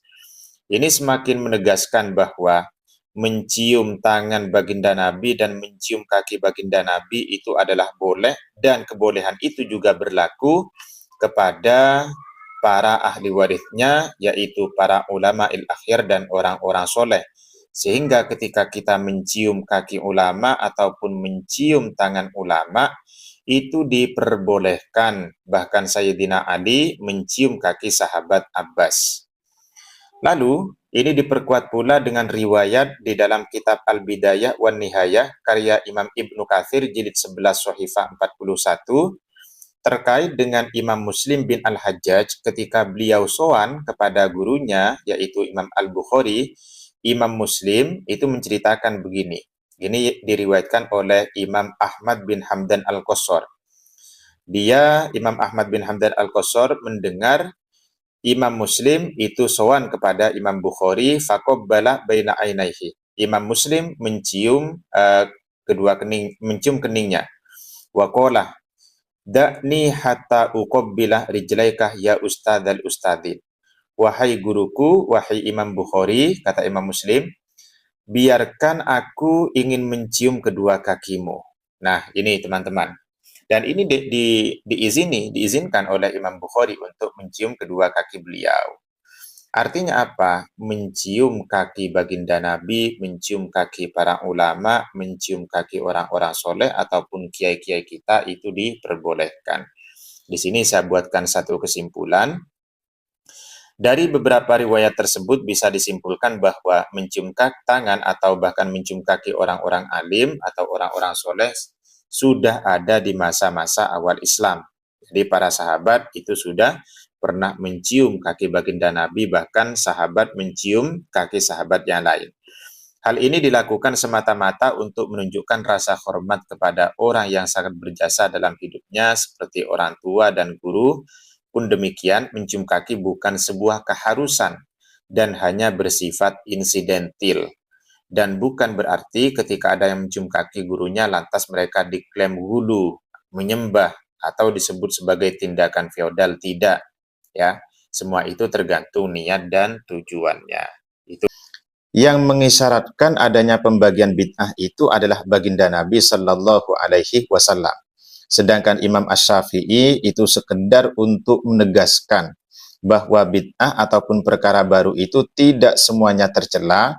Akan tetapi yang tercela adalah perkara baru yang menyelisihi agama, perkara baru yang menyelisihi Al-Quran atau Sunnah atau athar ataupun ijma'. Jika ada inovasi baru dalam agama dan tidak menyelisihi dari salah satu 4 pondasi tadi, maka termasuk perkara baru yang tidak tercela atau istilahnya adalah bid'ah hasanah. Dari mana pemahaman bahwa baginda Nabi Shallallahu Alaihi Wasallam mengisyaratkan adanya pembagian bid'ah? Di sini pertama, saya akan membawa referensi dari kitab Shorihul Bayan karya Imam Al-Harori pada jilid 1 Shahifah 279. Bismillahirrahmanirrahim. Fa'afhama Rasulullah sallallahu alaihi wasallam biqaulihi ma laysa minhu annal muhdatsa innama yakunu raddan ay mardudan idza kana ala khilafis syariah. Jadi Rasulullah memberikan pemahaman kepada kita melalui sabdanya, yaitu ma laysa minhu, bahwa perkara baru dalam agama yang tertolak jika menyelisihi syariat, idza kana ala khilafis syariah. Wa annal muhdats al muwafiq li syariati laisa mardudan. Sedangkan jika ada perkara baru dalam agama atau ada inovasi-inovasi dalam agama tapi tidak menyelisihi syariat, maka tidak tertolak. Jadi berarti pembagian-pembagian itu sudah diisyaratkan oleh baginda Nabi Sallallahu Alaihi Wasallam. Lalu dalam kitab Itqanus Sunnah pada Shahifah 22 dikatakan, hadzal hadits, artinya hadits man ahdatsa fi amrina hadza ma laysa minhu, mukhassisun li hadithi kullu bid'atin dhalalah wa mubayyinun lil muradih minha. Jadi hadis tersebut mentaksis atau mengkhususkan keumuman hadis kullu bid'atin dhalalah serta menjelaskan kandungan hadis tersebut. Kama huwa wadihun. Idlau kanatil bid'atu dhalalatan bidun istithna'in laqala al haditsu man ahdatsa fi amrina huna fa huwa raddun. Karena seandainya semua bid'ah itu tercela tanpa ada pengecualian, tentu hadisnya tidak akan berbunyi ma laysa minhu, tapi hadis yang tepat berbunyi man ahdatsa fi amrina huna fa huwa raddun. Barang siapa yang membuat perkara baru dalam urusan agama maka tertolak. Nah, jika bunyi hadisnya seperti ini maka berarti general, tidak ada pembagian bid'ah. Tapi faktanya baginda Nabi bersabda, lakin lamma qala man ahdatsa fi amrina hadza ma laysa minhu fa huwa raddun. Ketika beliau baginda Nabi bersabda, barang siapa yang melakukan inovasi baru dalam urusan agama, sesuatu yang tidak ada dasarnya atau yang menyelisihi dengan agama maka tertolak. Afada, ini memberikan satu pemahaman, annal muhdatsah nau'ani, bahwa perkara baru dalam agama itu ada dua tipe. Pertama, ma laysa minhu ad-dinu, tidak memiliki sandaran dari agama. Bi angkana mukhalifan li qawaidihi. Nah, terjemah ma laysa minhu itu sebenarnya seperti apa? Ini dikatakan ada kalanya perkara baru tersebut menyelisihi terhadap kaidah-kaidah agama. Wa dalailihi, dan menyelisihi terhadap dalil-dalil agama. Nah, ini yang tertolak dan ini yang disebut sebagai bid'ah dhalalah. Wa ma huwa minaddin, dan ada perkara baru tapi masih merupakan bagian daripada agama. Artinya memiliki dasar, memiliki sandaran dari agama.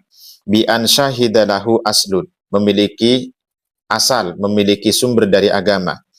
Au ayyadahu dalilun, atau dikuatkan oleh dalil, fahuwa sahihun magbulun, maka ini adalah bid'ah yang benar, yang diterima, dan ini juga disebut dengan sunnah hasanah.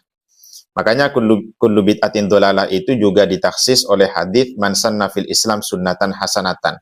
Jadi sunnah hasanah itu adalah sinonim daripada bid'ah hasanah. Dalam kitab Idahud Dalil fi Qad'i Hujaji Ahli Ta'til yang dikarang oleh Al-Imam Badruddin bin Jamaah halaman 134 dijelaskan bahwasanya fa in qila qissatul mi'raji tadullu 'alal jihati wal haizi. Kalau misalkan ada orang bertanya, "Loh, bukankah Mi'rajnya Nabi Muhammad itu menunjukkan bahwasanya Allah itu memiliki arah dan tempat?" Kemudian beliau menjawab, "Qulna qissatul mi'raji urida biha wallahu a'lam ayyuriyahullahu ta'ala anwa'a makhluqatihi wa ajaiba masnu'atihi fil alam al-ulwi was-sufli."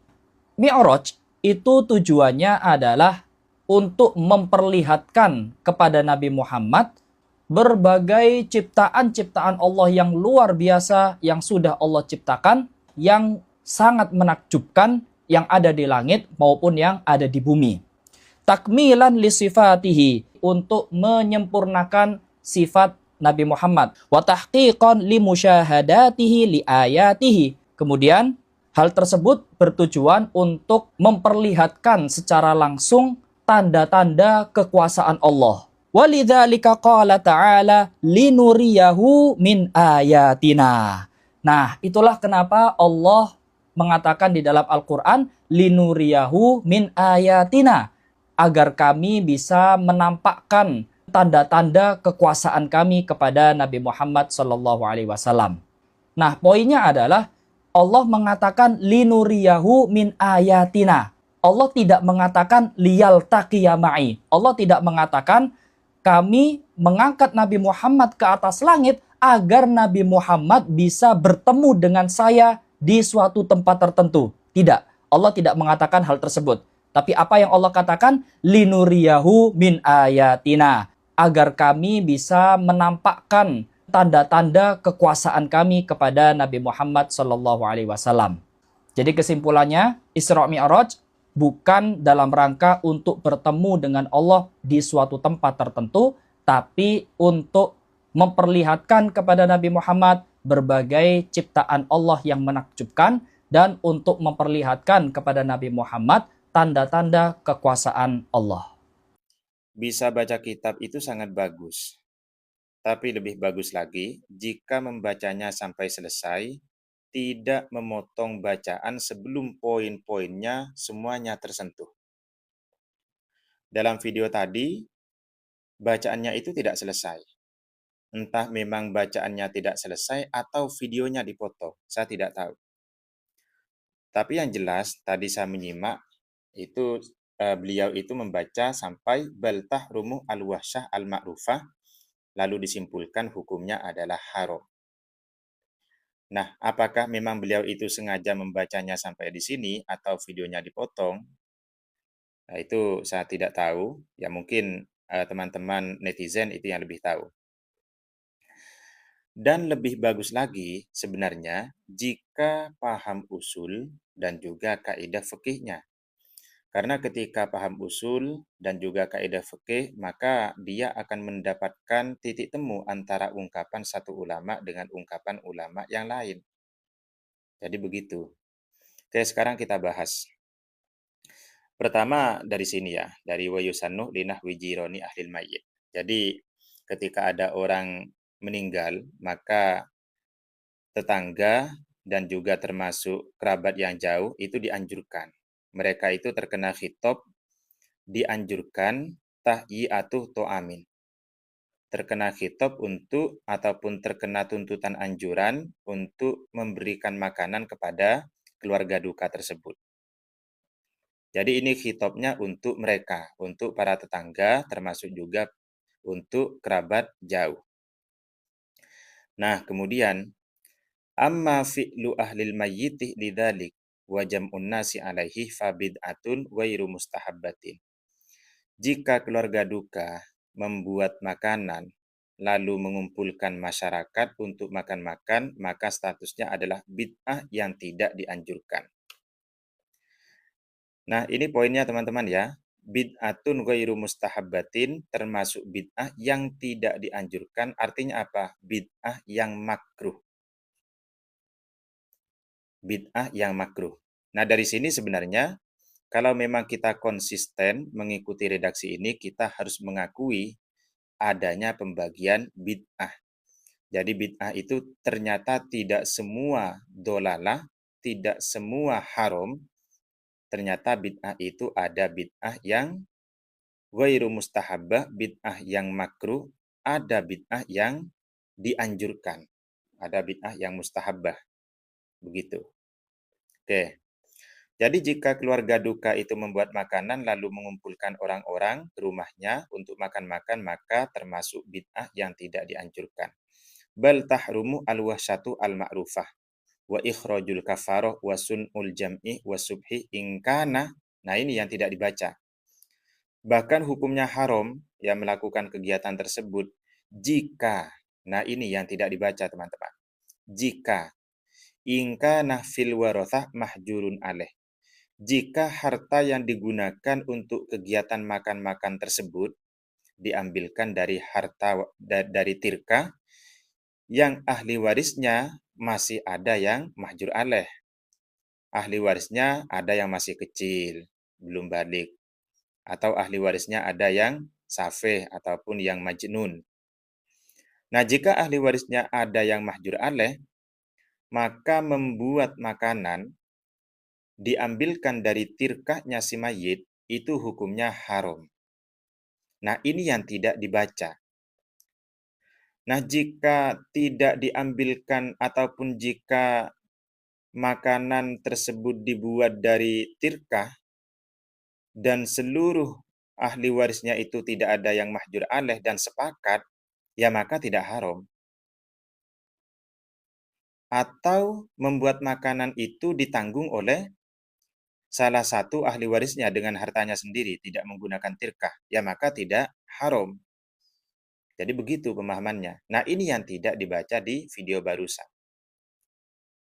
Bahkan di sini ada istisnanya, ada mustatnayatnya. Illa idza ausal mayyitu bidzalik.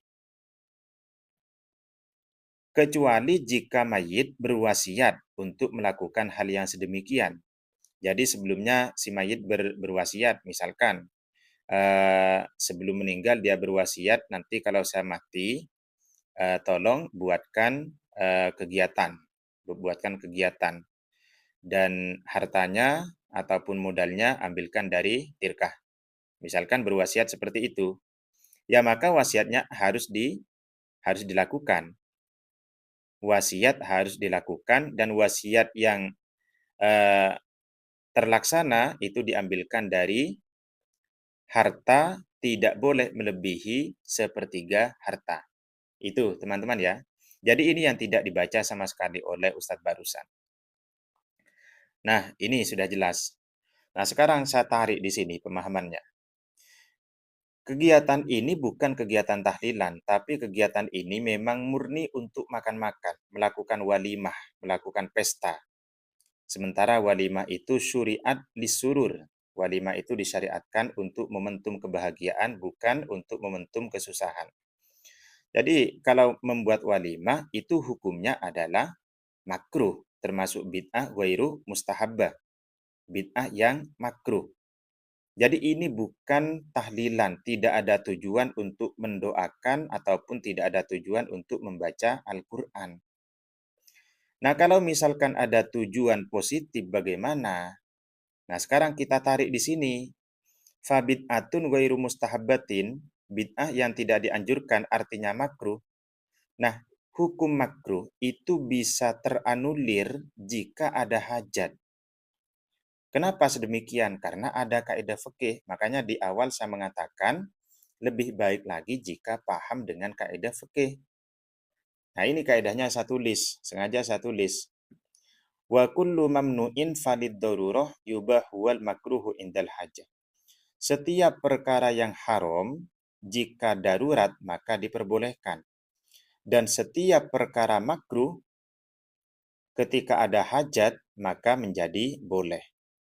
Nah, sekarang dalam kegiatan tahlilan itu bukan sekedar jam'un nasi, bukan sekedar membuat makanan ataupun mengumpulkan masyarakat, bukan sekedar itu. Tapi ada hajat yang manfaatnya untuk si mayit. Nah, kalau misalkan ada hajat bagaimana? Maka hukum makruh ini teranulir, hukum makruh itu hilang dan menjadi mubah, menjadi boleh. Itu teman-teman ya. Nah, sekarang saya compare dengan redaksi ulama lain sekarang. Titik temunya di mana? Nah, ini dalam postingan saya yang ada di TikTok ini, saya angkat lagi ya. Ini. Amma ma yasna'uhu aqribul mayyiti minat to'am wa jam'un nasi alaihi. Nah, jika keluarga duka membuat makanan dan mengumpulkan masyarakat ke rumahnya untuk makan-makan, fa in kana liqiraatil Qur'an, jika tujuannya untuk membaca Al-Qur'an. Nah, ini namanya adalah hajat, ya. Membaca Al-Qur'an itu adalah hajat yang masyru'. Jika tujuannya untuk membaca Al-Qur'an wa nahwiha ataupun membaca dzikir, ataupun doa mimma yurja khairuhu lil mayyit, yang bermanfaat untuk si mayit. Karena membaca Al-Quran untuk si mayit, pahalanya dihadiahkan untuk si mayit itu sampai. Meskipun menurut Imam Asy-Syafi'i itu sampai. Jadi jika tujuannya membaca Al-Quran ataupun untuk mendoakan, yang memang pahalanya dihadiahkan kepada si mayit, fala ba'sah, maka tidak apa-apa. Boleh. Wa in kana li ghairi dzalik fayukrahu. Jika tujuannya jika tidak ada tujuan yang positif, tidak ada tujuan yang bermanfaat, yang memang murni walimah, murni untuk mengadakan kenduri pesta, maka fayukrahu hukumnya adalah makruh. Nah, ini ya sudah jelas ya. Nah, titik temunya di mana? Titik temunya ada pada hukum ini, teman-teman. Bid'atun ghairu mustahabbah. Artinya ini adalah makruh. Makruh tazulu indal hajah, bisa hilang, makruh itu bisa hilang ketika ada hajat. Nah, hajatnya ternyata ditemukan li qiraatil Qur'ani, hajat untuk membaca Al-Qur'an ataupun berzikir ataupun mendoakan si mayit, dan pahala bacaan tersebut dihadiahkan untuk si mayit, maka fala ba'sa, tidak apa-apa. Jadi itu ya. Nah, jadi sekali lagi menanggapi video barusan, itu ya jangan dipotong lah kalau membaca. Kemudian lebih bagus lagi ketika membacanya itu sampai selesai, sehingga yang haram itu jika kenapa, yang makruh itu jika kenapa. Kemudian kalau haram itu tidak ada alasan untuk memperbolehkannya kecuali dalam keadaan darurat. Nah, kalau makruh itu masih ada kemungkinan untuk diperbolehkan ketika ada hajat. Dan ini ternyata sudah dibahas oleh para ulama, teman-teman. Terkait tahlilan jika hajatnya untuk mendoakan si mayit, untuk kirim pahala bacaan Al-Quran ataupun zikir, itu hukumnya adalah boleh.